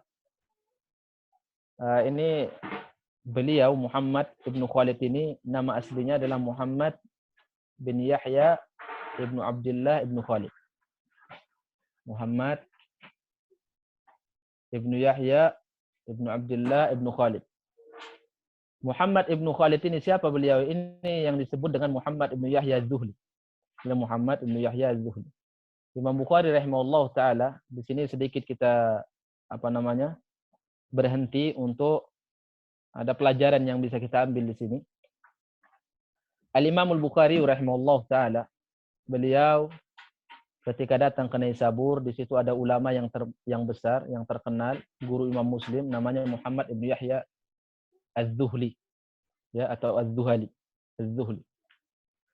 Nah, Muhammad ibn Yahya Az-Zuhli ini setelah Imam Bukhari datang ke Naisabur di Iran, maka Imam Muslim banyak belajar kepada Imam Bukhari sehingga terjadilah fitnah khalqul Quran itu antara Imam Bukhari dengan Muhammad ibn Yahya Az-Zuhli. Sehingga Imam Muslim rahimahullah taala saat itu dimarahin oleh Muhammad ibn Yahya karena masih berguru sama Imam Bukhari.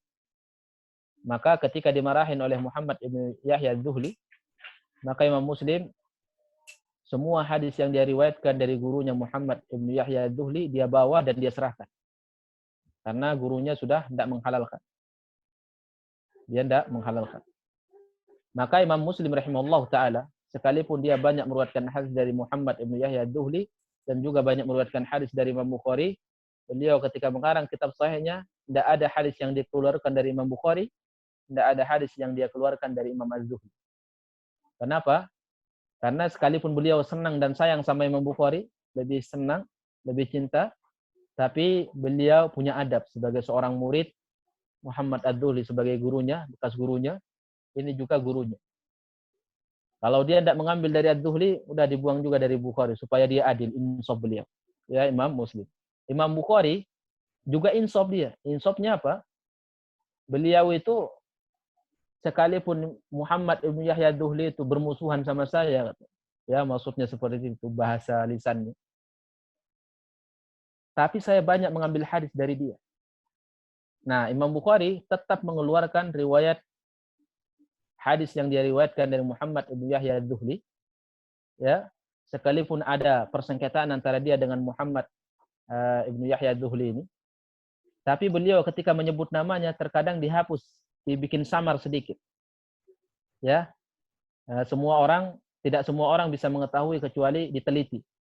Di antaranya adalah hadis yang kita bacain. Beliau di situ mengatakan Muhammad ibn Khalid. Jadi Muhammad ibn Yahya Az-Zuhli itu dinisbatkan kepada kakeknya yang kedua sama dia. Jadi dia tidak bohong.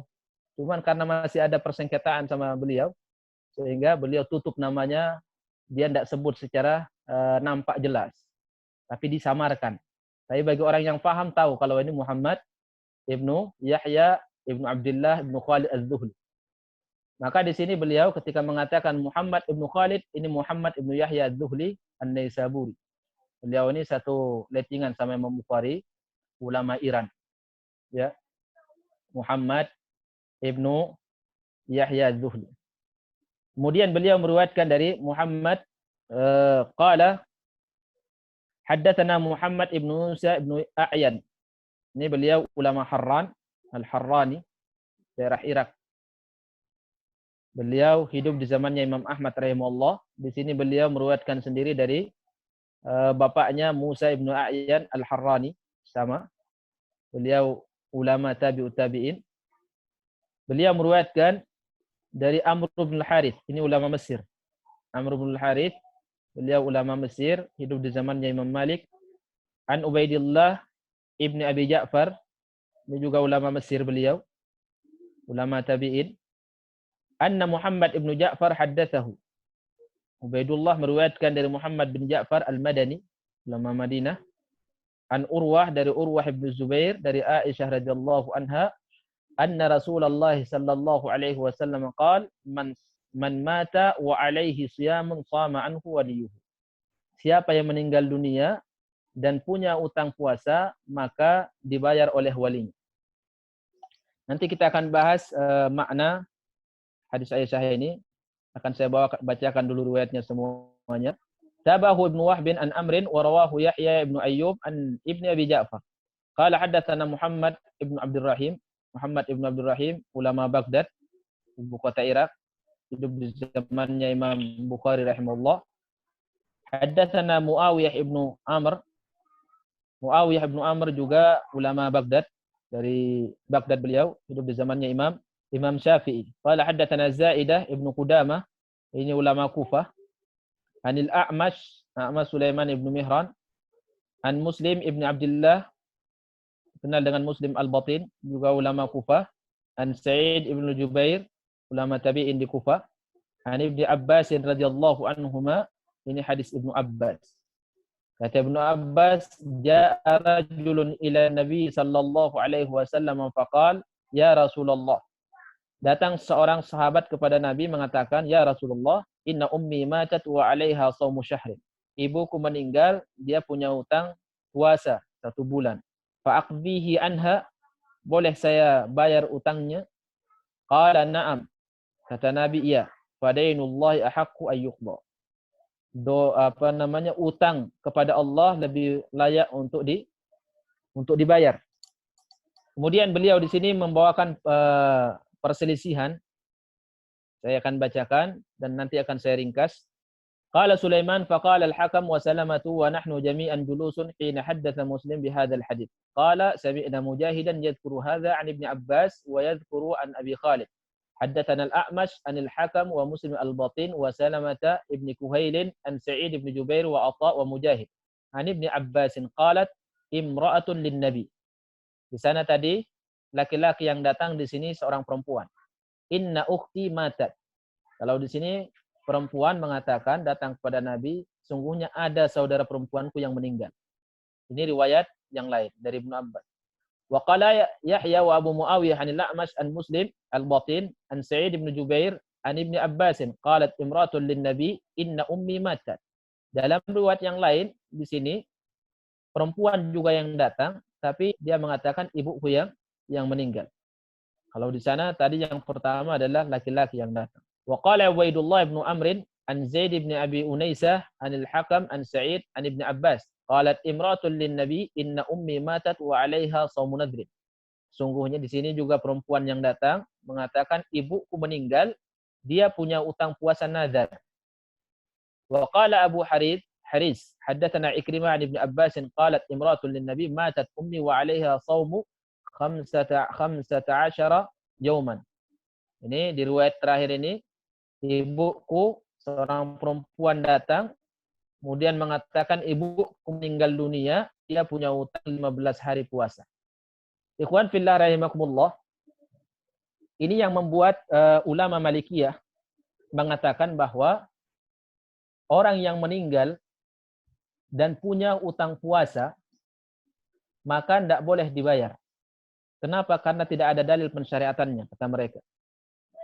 Bagaimana mereka mengomentari hadis ini?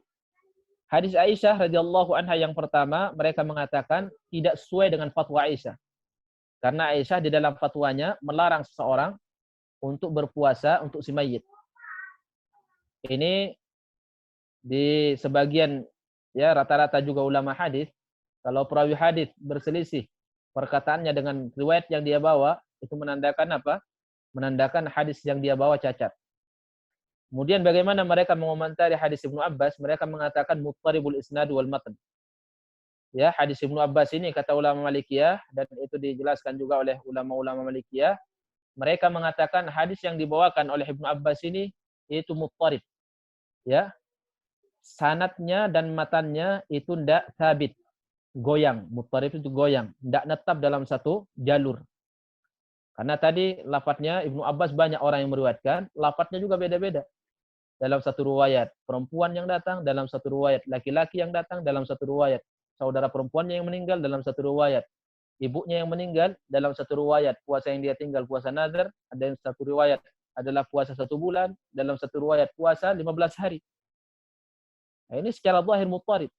Tapi Imam Bukhari rahimahullah taala beliau meriwayatkan, membawakan riwayat zaidah, dan ini yang akan jadi landasan oleh Imam Bukhari.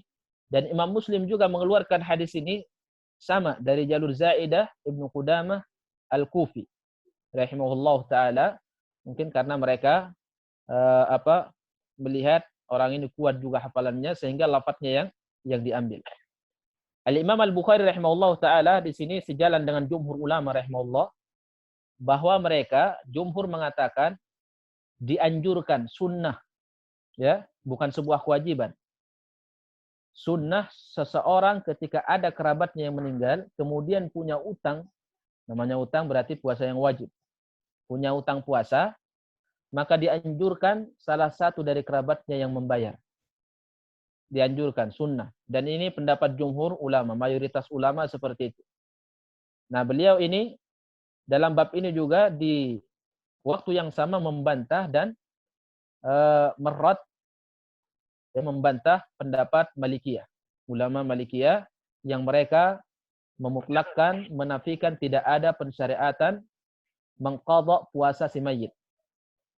Ya. Nah, di sini Al-Imam Al-Bukhari rahimahullah taala sejalan beliau dengan jumhur ulama, mayoritas ulama, bahwa kalau ada kerabat kita yang meninggal, ya namanya kerabat. Siapa ibu kita, saudara kita, bapak kita, sepupu kita namanya kerabat. Kemudian dia punya hutang puasa, ya, maka kita boleh untuk menggantikan puasa untuk dia atau kita ngasih makan untuk dia. Jadi kalau dia punya hutang puasa, misalkan di bulan Ramadan 2 hari, tidak sempat dia qadha, kemudian meninggal, maka boleh kita menggantikan untuk dia 2 hari itu, salah satu dari kerabatnya. Boleh juga kita bayar fidyah dengan cara memberi makan setiap satu harinya satu orang miskin, satu orang miskin. Nah, kemudian ikhwan fillah rahimakumullah, siapakah yang layak untuk membayar dari kerabatnya? Nah, di sini terjadi perselisihan karena wali itu siapa wali itu sebenarnya? Apakah wali itu yang dimaksud adalah kerabat atau ahli waris atau asabah dari ahli waris? Ibnu Hajar dalam Fathul Bari merajihkan yang pertama, yaitu kerabat yang dimaksud. Ya. Jadi kerabat itu bebas siapa saja yang mau tabarruk, yang mau sedekah, membayar hutang puasa mayitnya yang sudah meninggal, itu diperbolehkan. Itu diperbolehkan ya. Sebentar. Ada gangguan ini sedikit.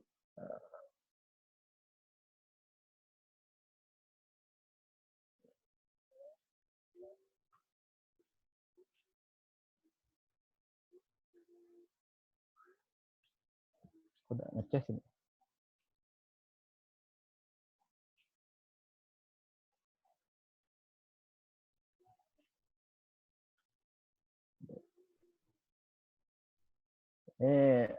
HP saya ini hampir habis baterainya, tapi tidak bisa ngecas ya, pakai power bank nih. Gimana caranya nih? Oh iya, enggak megang ini. Bentar. Bentar.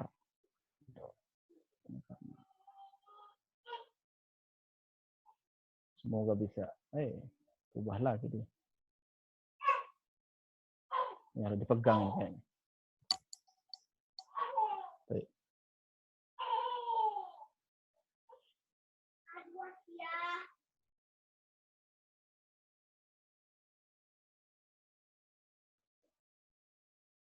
Afwan gangguan sedikit.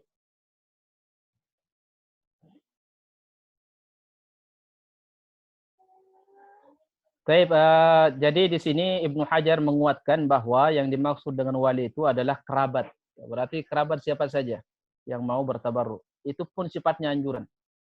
Jadi boleh kita ngasih makan untuk dia sebagai bayar utangnya, dan boleh kita bayar dengan puasa. Puasa apakah yang wajib dibayar? Puasa yang sifatnya wajib. Yang sunnah untuk dibayar adalah puasa wajib. Puasa Ramadan, atau nazar, atau puasa yang lainnya yang sifatnya wajib. Ya, makanya di sini hadisnya man mata wa alaihi siyamun shama anhu waliyuhu. Wa alaihi siyamun itu adalah lafaz wajib ya. Dia punya utang puasa wajib. Punya utang puasa wajib. Nah, misalkan ada kerabat kita, ibu kita atau bapak kita, dia waktu bulan Ramadan sakit sehingga dia meninggalkan puasa selama 5 hari misalkan. Kemudian tiba hari raya. Tiba hari raya dia punya utang 5 hari puasa. Hari raya tiba. Kemudian di tanggal 5 Syawal dia meninggal. Dengar enggak? Jelas suaranya? Jelas, Ustaz.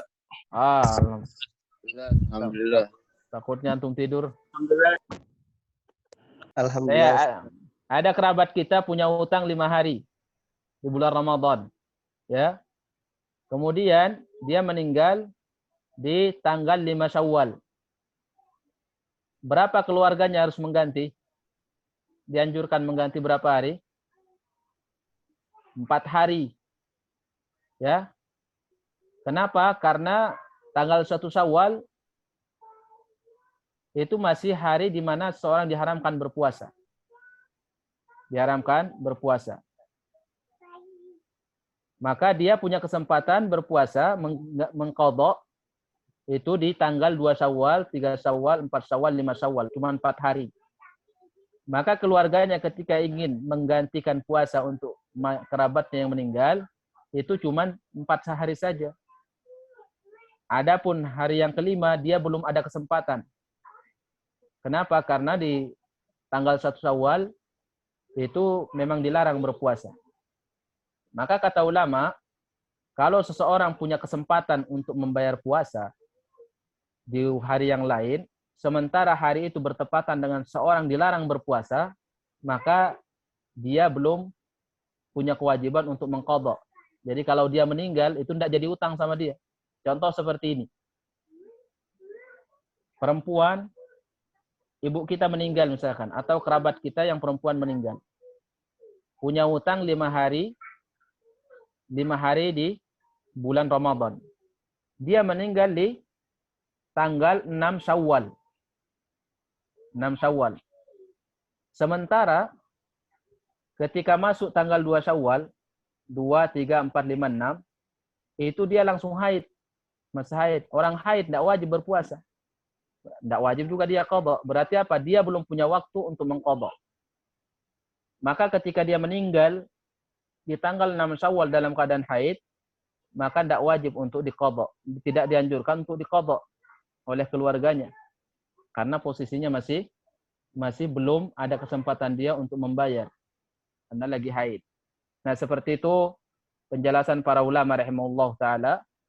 Jadi intinya di sini ikhwan fillah rahimahullah, Imam Bukhari ingin menjelaskan satu permasalahan bahwa dianjurkan seseorang, disyariatkan, ada syariatnya kita membayar hutang puasa keluarga kita yang meninggal. Ya. Sifatnya anjuran, bukan sebuah kewajiban. Dan itu pun puasa yang wajib. Dan kita pun dikasih pilihan. Kita bayar dengan puasa, utang puasanya, atau kita bayar dengan memberi makan. Dan ini pendapat jumhur para ulama, mayoritas para ulama, sehingga Imam Bukhari rahimahullah taala dalam bab ini sejalan dengan mayoritas para ulama dan jumhur para ulama rahimahullah taala. Kemudian berkaitan siapa yang lebih layak dan lebih berhak untuk membayar, itu siapa saja dari kerabatnya, dan pendapat yang kuat juga boleh sekalipun itu bukan kerabatnya. Boleh sekalipun bukan kerabatnya yang membayar. Allahu a'lam bishawab. Tapi perselisihan hadisnya tidak kita bahas karena terlalu panjang masalah hadis. Kita masuk langsung ke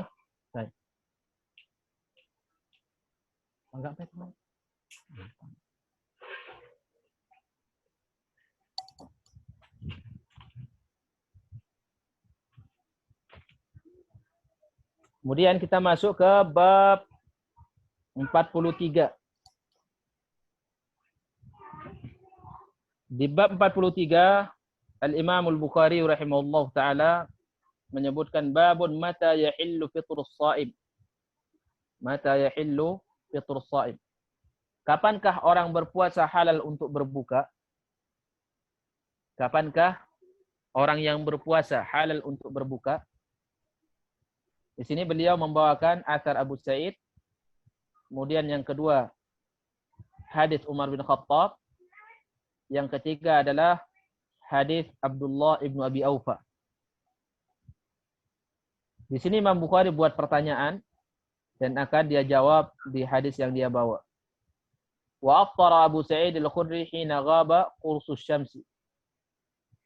Abu Sa'id Al-Khudri radhiyallahu anhu pernah berbuka ketika sudah terbenam ya bola matahari. Ingat, qursus syamsi itu bola matahari. Jadi yang menjadi ukuran itu bola mataharinya yang terbenam. Maka kewajiban kita semua dalam rangka untuk perhatian sama puasa kita, supaya ada amalan sunnah yang tidak terlewatkan, maka kita harus perhatian sama ini. Karena kalau kita tidak perhatian sama bola matahari, maka sunnah menyegerakan berbuka itu tidak akan terwujud. Ya, kalau kita hanya mendengar suara azan, maka ini akan diberikan peringatan oleh Imam Bukhari rahimahullah. Qala al-Imam al-Bukhari haddatsana al-Humaydi. Ini al-Humaydi rahimahullah, guru Imam Bukhari yang pertama kali dalam kitab sahihnya yang dia keluarkan di hadis innamal a'malu binniyat. Namanya adalah Abdullah bin Zubair al-Makki. Abdullah bin Zubair al-Makki. Beliau ulama Makkah, hidup di zamannya Al-Imam Ahmad. Qala haddatsana Sufyan, ini Sufyan ibn Uyainah al-Makki rahimahullah, dan Ats-Tsauri al-Makki. Beliau dari Makkah. Haddatsana Hisham ibn Urwah, Hisham ibn Urwah al-Madani, ulama tabi'in. Qala sami'tu abi, beliau masyhur banyak meriwayatkan hadis dari bapaknya sendiri. Sami'tu abi, aku mendengar bapakku berkata, sami'tu Asim ibn Umar ibn Khattab. Asim adalah anak Umar ibn Khattab radhiyallahu anhu, sigharus sahabah. Beliau dilahirkan di saat Rasulullah belum wafat, tapi tidak sempat mendengar hadis dari Nabi SAW. Kemudian beliau meriwayatkan dari bapaknya sendiri Umar bin Khattab. Qala Rasulullah sallallahu alaihi wasallam, "Idza aqbala al-lailu min hahuna wa adbara an-naharu min hahuna wa gharabatis syamsu faqad aftara as-shaimu."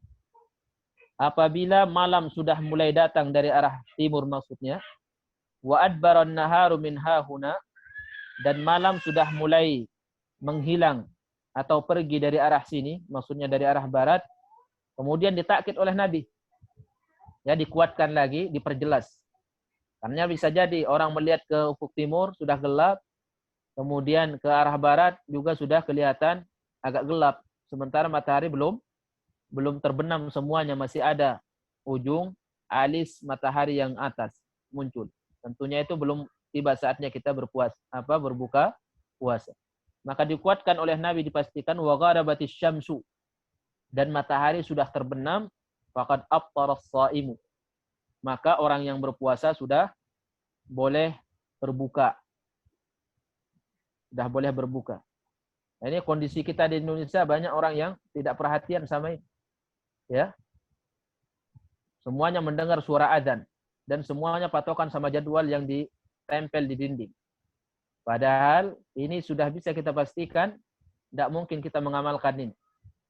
Kalau kita panduan kita azan dan panduan kita jadwal yang ditempel, tidak mungkin bisa kita amalkan sunnah Nabi SAW dalam bab melihat bola matahari, dan nanti di bab di bawahnya juga akan masalah menyegerakan berbuka puasa. Kemudian hadis di bawahnya, qala haddatsana Ishaq al-Wasiti, Ishaq ibnu Syahin al-Wasit, beliau dari Wasit. Haddatsana Khalid ibnu Abdullah, juga dari Wasit.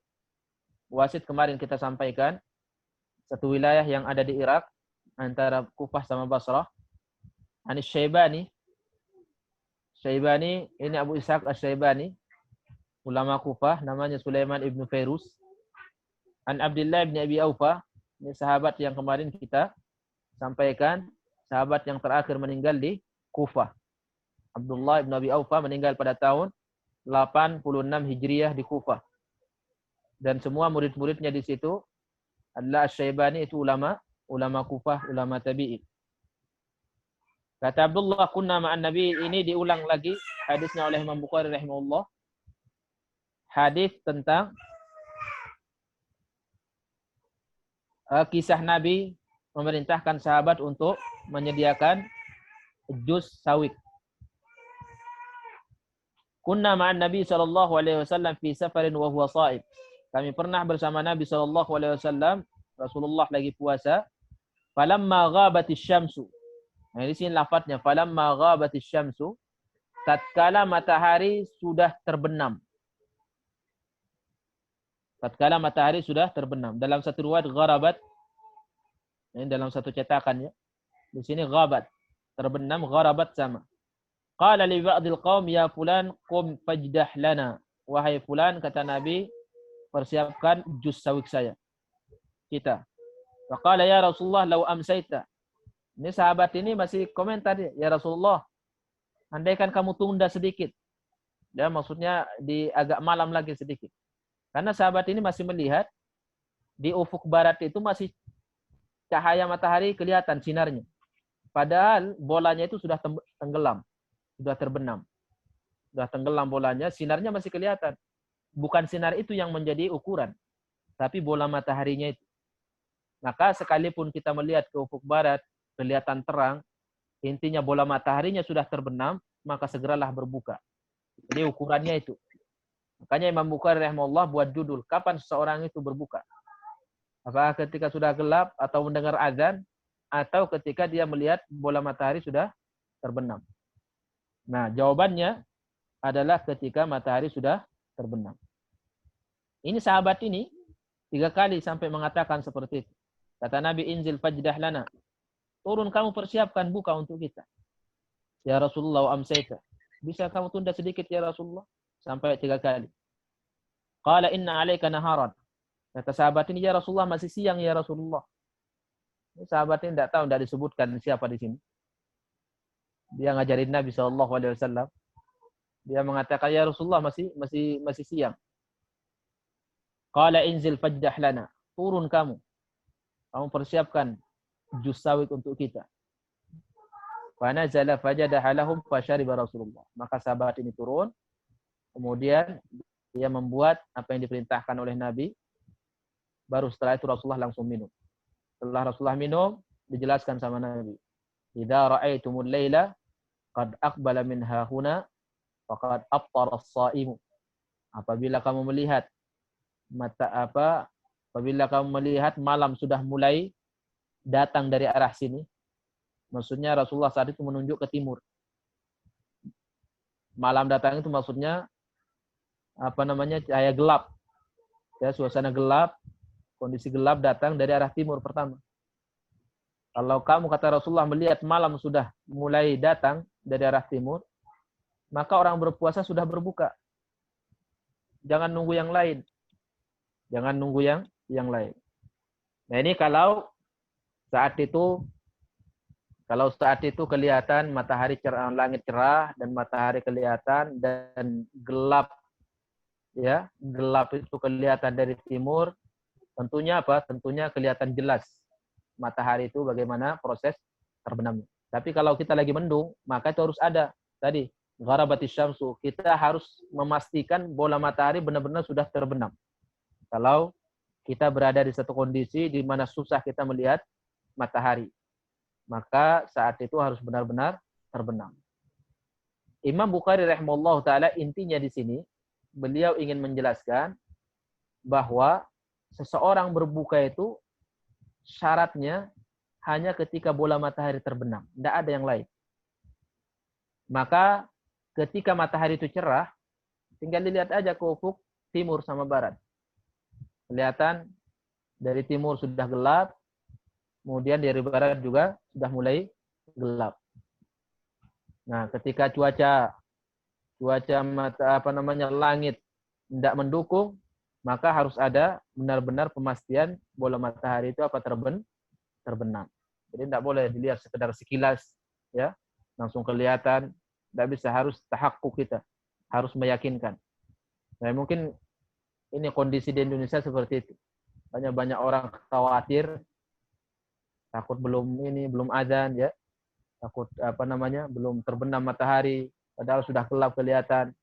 Karena kondisi kita di Indonesia seperti itu kurang lebih, sehingga banyak orang lebih memantapkan harus benar-benar terbenam dan dengar suara azan. Kalau di Arab itu kelihatan Juga di laut itu biasanya. Para nelayan tahu dia. Dan bola matahari itu bagaimana tenggelam kalau musim langit lagi cerah. Baik, kita lanjut ke bab 44.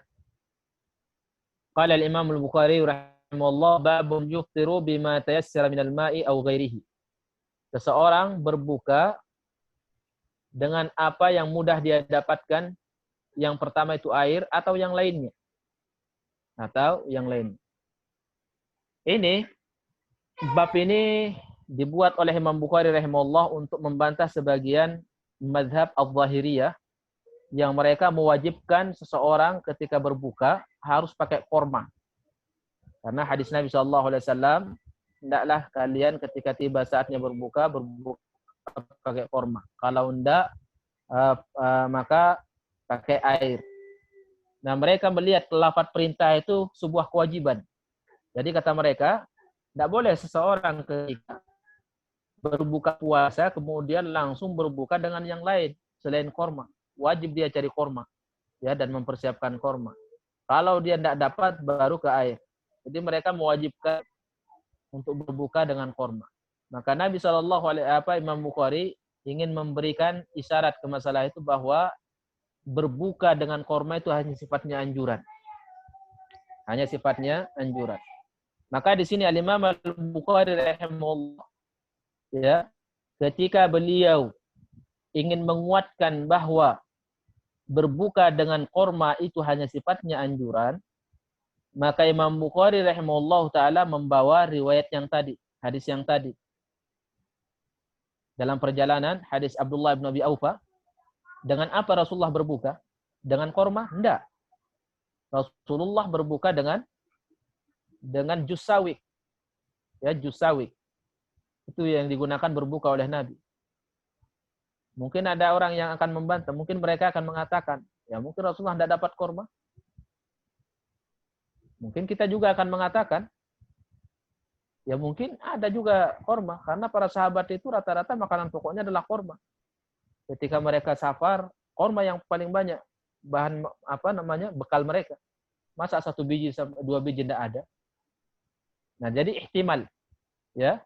Ihtimal itu ada semuanya. Sehingga apa? Sehingga Imam Bukhari rahimahullah, beliau di sini dalam bab ini juga sejalan dengan jumhur. Bahwa mayoritas ulama memahami berbuka dengan korma hanya sifatnya anjuran. Bukan sebuah kewajiban. Kalau ini insyaallah jelas. Ya. Nah, kemudian langsung kita masuk ke bab 45. Masuk ke bab 45, babu ta'jilil iftar. Babu ta'jilil iftar. Bab menyegerakan berbuka. Nah, ini bab ini, kalimat ini juga sering kita dengar, ta'jil. Ya. Ta'jil ayam, ta'jil telur, ta'jil ayam goreng. Ta'jil di sini artinya menyegerakan berbuka. Nah, kalau ini menyegerakan berbuka di sini bukan mempercepat waktu makannya sebenarnya. Ya, ta'jil maksudnya masalah waktu. Masalah waktu. Artinya di antara sunnah Nabi SAW itu menyegerakan berbuka. Makanya ikhwan fillah rahimakumullah, Imam Bukhari, ya, sebelum membahas tentang menyegerakan berbuka, dia membahas dulu kapan seseorang itu sudah bisa berbuka. Dia bahas dalam rangka apa? Dalam rangka untuk memudahkan dia mengamalkan sunnah ta'jilin. Karena ini sifatnya sunnah, menyegerakan berbuka, ada peluang pahala di situ. Semakin sesuai dengan semakin sesuai kita waktu berbuka dengan begitu terbenamnya matahari kita langsung buka, itu akan lebih banyak pahalanya. Makanya Imam Bukhari di bab 43 dia membahas mata yahillu fitrus shaim. Kapankah seseorang harus berbuka? Apa ukurannya, apa landasannya, apa patokannya? Katanya bola matahari. Nah, kalau bola matahari tenggelam, terbenam, tidak ada juga makanan mau dimakan, gimana menyegerakan berbuka? Maka Imam Bukhari buat judul di bawahnya. Bab 44. Ya, yuftir bima tayassara minal ma'. udah apa saja yang bisa membatalkan puasanya dia batalkan puasanya dulu. Mau air, mau makanan yang lain silahkan. Ya, jangan mempersulit. Harus nyari yang diinginkan. Nah, kalau ini sudah terwujud, bola matahari terbenam, kemudian makanan yang mau membatalkan puasa sudah siap, tinggal nunggu. Tinggal kita praktek, begitu bola matahari terbenam langsung berbuka. Sampai di madhab Asy-Syafi'iyah rahimahullah, sebagian ulama Syafi'iyah itu mengatakan, andaikan, ini dalam rangka untuk ini ya, untuk mengamalkan sunnah ta'jil ini, menyegerakan berbuka ini. Makanya kita kalau ingin menyegerakan berbuka, dalam rangka mengharapkan pahala sunnah ini, maka tentunya kita harus perhatian sama bola matahari. Ya, hentikan perhatian sama suara adzan. Karena kalau suara adzan, tidak mungkin terwujud ini. Tidak mungkin terwujud. Karena muadzin juga mau makan. Ya, mau buka dulu, kita nunggu. Kita berbuka setelah dia makan, setelah dia buka. Nah, dia dapat pahalanya, pahala sunnah menyegerakan kita tidak dapat. Nah, tentunya kita dalam masalah agama tentunya cerdas. Jangan sampai dikalahkan sama orang lain. Nah, di sini ada sebagian madzhab Syafi'iyah mengatakan, kalau andaikan seseorang lagi berpuasa, kemudian tiba saatnya bola matahari sudah terbenam, tidak ada makanan yang ingin dia gunakan membatalkan puasanya. Tapi saat itu dia bawa siwak. Siwak yang kemarin kita bahas. Kata mereka, untuk membatalkan puasanya supaya dia mendapatkan sunnahnya ta'jil, menyegerakan berbuka, dia emut. Ya, dia emut ininya, dia kunyah-kunyah sedikit siwaknya yang basah itu, kemudian dia telan ininya. Dia telan air liurnya yang sudah campur dengan siwak supaya dia mendapatkan pahala menyegerakan berbuka. Sampai seperti itunya ulama. Sampai seperti itu. Dalam rangka apa? Ingin rakus terhadap pahala. Nah, kita ini sudah terlalaikan di dalam bab ini. Maka Imam Bukhari mengingatkan kepada kita yaitu ta'jilul iftar, segera. Jadi kalimat menyegerakan itu ikhwan fillah rahimakumullah tidak seperti yang kita bayangkan di Indonesia ini. Bahwa kita ini mendengar adzan, begitu adzan kita dengar Allahu Akbar langsung makan. Itu belum tentu, jangan-jangan bola matahari sudah dari tadi terbenam. Ya, kita mengira diri kita ini menyegerakan berbuka, belum tentu. Makanya kalau kita ingin mempraktekkan ini, seharusnya perhatian sama bola matahari, terkhusus saat kita ini dimudahkan untuk melihat bola matahari. Ya mungkin kalau mendung, patokannya adzan lah. Tapi saat tidak mendung dan kita mudah untuk melihat bola matahari, ya tentunya ini kesempatan. Ya tentunya kesempatan. Jadi kita yang berbuka dengan suara beriringan dengan begitu suara adzan itu belum tentu kita termasuk orang yang ta'jil iftar. Karena tadi Imam Bukhari sudah menjelaskan bukan adzan patokannya tapi bola matahari. Jadi di mana sunnah tentang menyegerakan berbuka ini dibawakan oleh Imam Bukhari rahimahullah, hadis dari Sahal bin Sa'ad As-Sa'idi radhiyallahu anhu, qala haddatsana Abdullah bin Yusuf At-Tinnisi Al-Misri, ulama Mesir beliau, akhbarana Malik ibnu Anas, ulama mazhab di Madinah, an Abi Hazim Salamah ibnu Dinar, ulama tabi'in di Madinah, murid besarnya Sahal bin Sa'ad As-Sa'idi, sahabat Nabi SAW. Sahal bin Sa'ad As-Sa'idi, sahabat yang terakhir meninggal di Madinah, meninggal tahun 88 Hijriah. Anna Rasulullah sallallahu alaihi wasallam qala, la yazalu an-nasu bi khairin ma ajjalul fitra. Senantiasa seseorang akan berada dalam kebaikan selama dia menyegerakan berbuka. Nabi mengatakan, orang yang senantiasa menyegerakan berbuka tidak menunda, itu dia berada dalam kebaikan. Nabi mengatakan kebaikan berarti di situ ada pahala. Nah, pahala inilah yang ingin ditekankan oleh Imam Bukhari, bahwa ada pahala di saat orang menyegerakan berbuka. Ya, ada pahala di saat seorang menyegerakan berbuka. Kemudian kapan disebut menyegerakan? Setelah seiring saat dia membatalkan puasanya, itu seiring dengan terbenamnya bola matahari. Begitu bola matahari terbenam, dia langsung membatalkan puasanya. Maka jalan satu-satunya untuk mengetahui kita sudah ta'jil iftar atau tidak, patokannya adalah bola matahari, sekali lagi bukan suara orang yang azan. Kemudian yang kedua, ini hadis Ibnu Abi Aufa lagi dibawakan oleh Imam Bukhari, di mana Nabi SAW tadi di situ memerintahkan sahabat itu untuk menyegerakan membuat jus sawit untuk beliau. Begitu selesai, langsung Rasulullah minum saat matahari begitu terbenam. Rasulullah langsung minum. Padahal sahabat yang lain sudah masih melihat itu. Cerah masih ya Rasulullah, masih siang. Ini Rasulullah, coba bayangkan. Ya, Rasulullah diingatkan sama sahabat ini, masih siang ya Rasulullah, mungkin kamu tunda ya Rasulullah. Padahal Rasulullah yang paling tahu. Nah, kita banyak ya ketika mau berbuka puasa sama teman bareng-bareng masih saling tanya-tanya. Sebagian mengatakan, oh sudah azan, bukan, tidak ada yang mengatakan sudah tenggelam matahari. Sudah azan, sudah maghrib. Kan masalah maghrib sama azannya. Tapi sudah terbenam enggak matahari. Makanya kalau kita yakin matahari sudah terbenam, enggak perlu kita terbawa sama teman. Belum, jangan. Kalau kita sudah yakin, udah makan. Jangan terbawa. Karena Abu Sa'id itu kisahnya di awal, tadi ketika dibawakan oleh Imam Bukhari, Abu Sa'id Al-Khudri, itu beliau berbuka puasa setelah ursus syamsi gharabat. Ketika bola matahari terbenam, itu Abu Sa'id itu katanya ditegur oleh orang sekitarnya, belum. Kata Abu Sa'id, sudah. Karena patokannya adalah matahari. Nah, makanya kita harus percaya diri.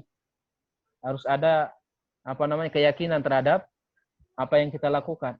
Kalau kita sudah yakin matahari terbenam, sekalipun orang sekitar kita mengajak kita, mengatakan belum terbenam, udah kita langsung segera berbuka.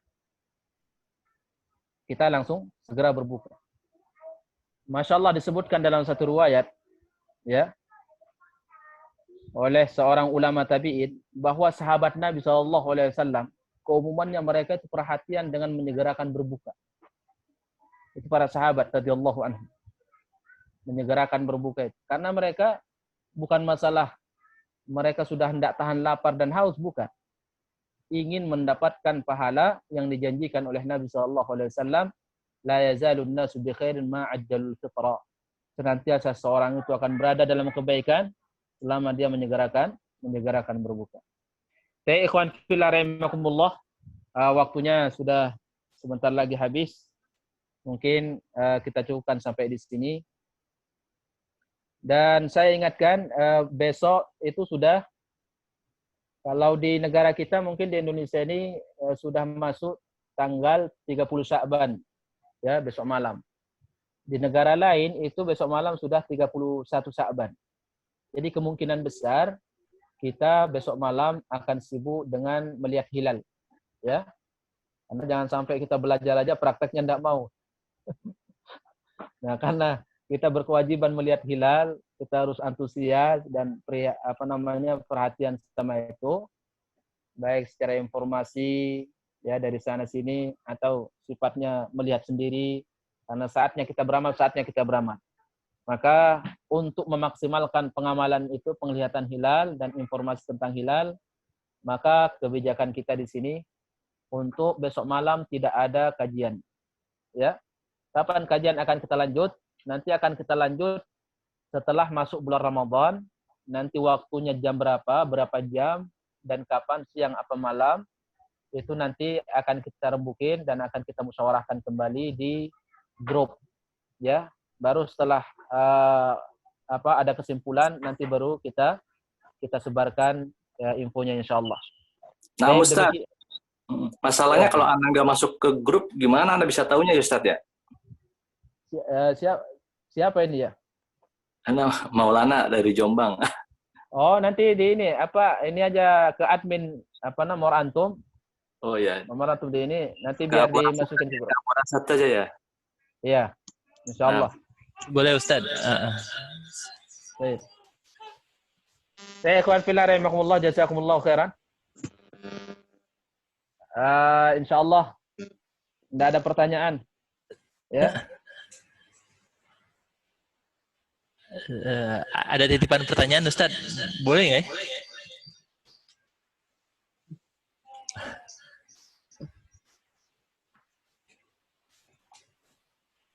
bab 46 silahkan dibaca-baca fatwa ulama, hadis-hadisnya atau penjelasan dari kitab-kitab yang lain supaya ketika kita membahas kita sudah ada siap pertanyaan atau sesuatu yang masih belum jelas di apa yang kita pahami dari apa yang kita baca. Oke, kita tutup dengan doa kafaratul majlis. Subhanakallahumma bihamdika asyhadu an la ilaha illa anta astaghfiruka wa atubu ilaik. Saya mohon maaf apabila ada kata yang kurang berkenan atau istinbat hukum yang keliru, saya istighfar kepada Allah. Saya akhiri, assalamualaikum warahmatullahi wabarakatuh. Waalaikumsalam warahmatullahi wabarakatuh. Jazakumullah khairan. Jazakallahu khairan. Assalamualaikum warahmatullahi wabarakatuh.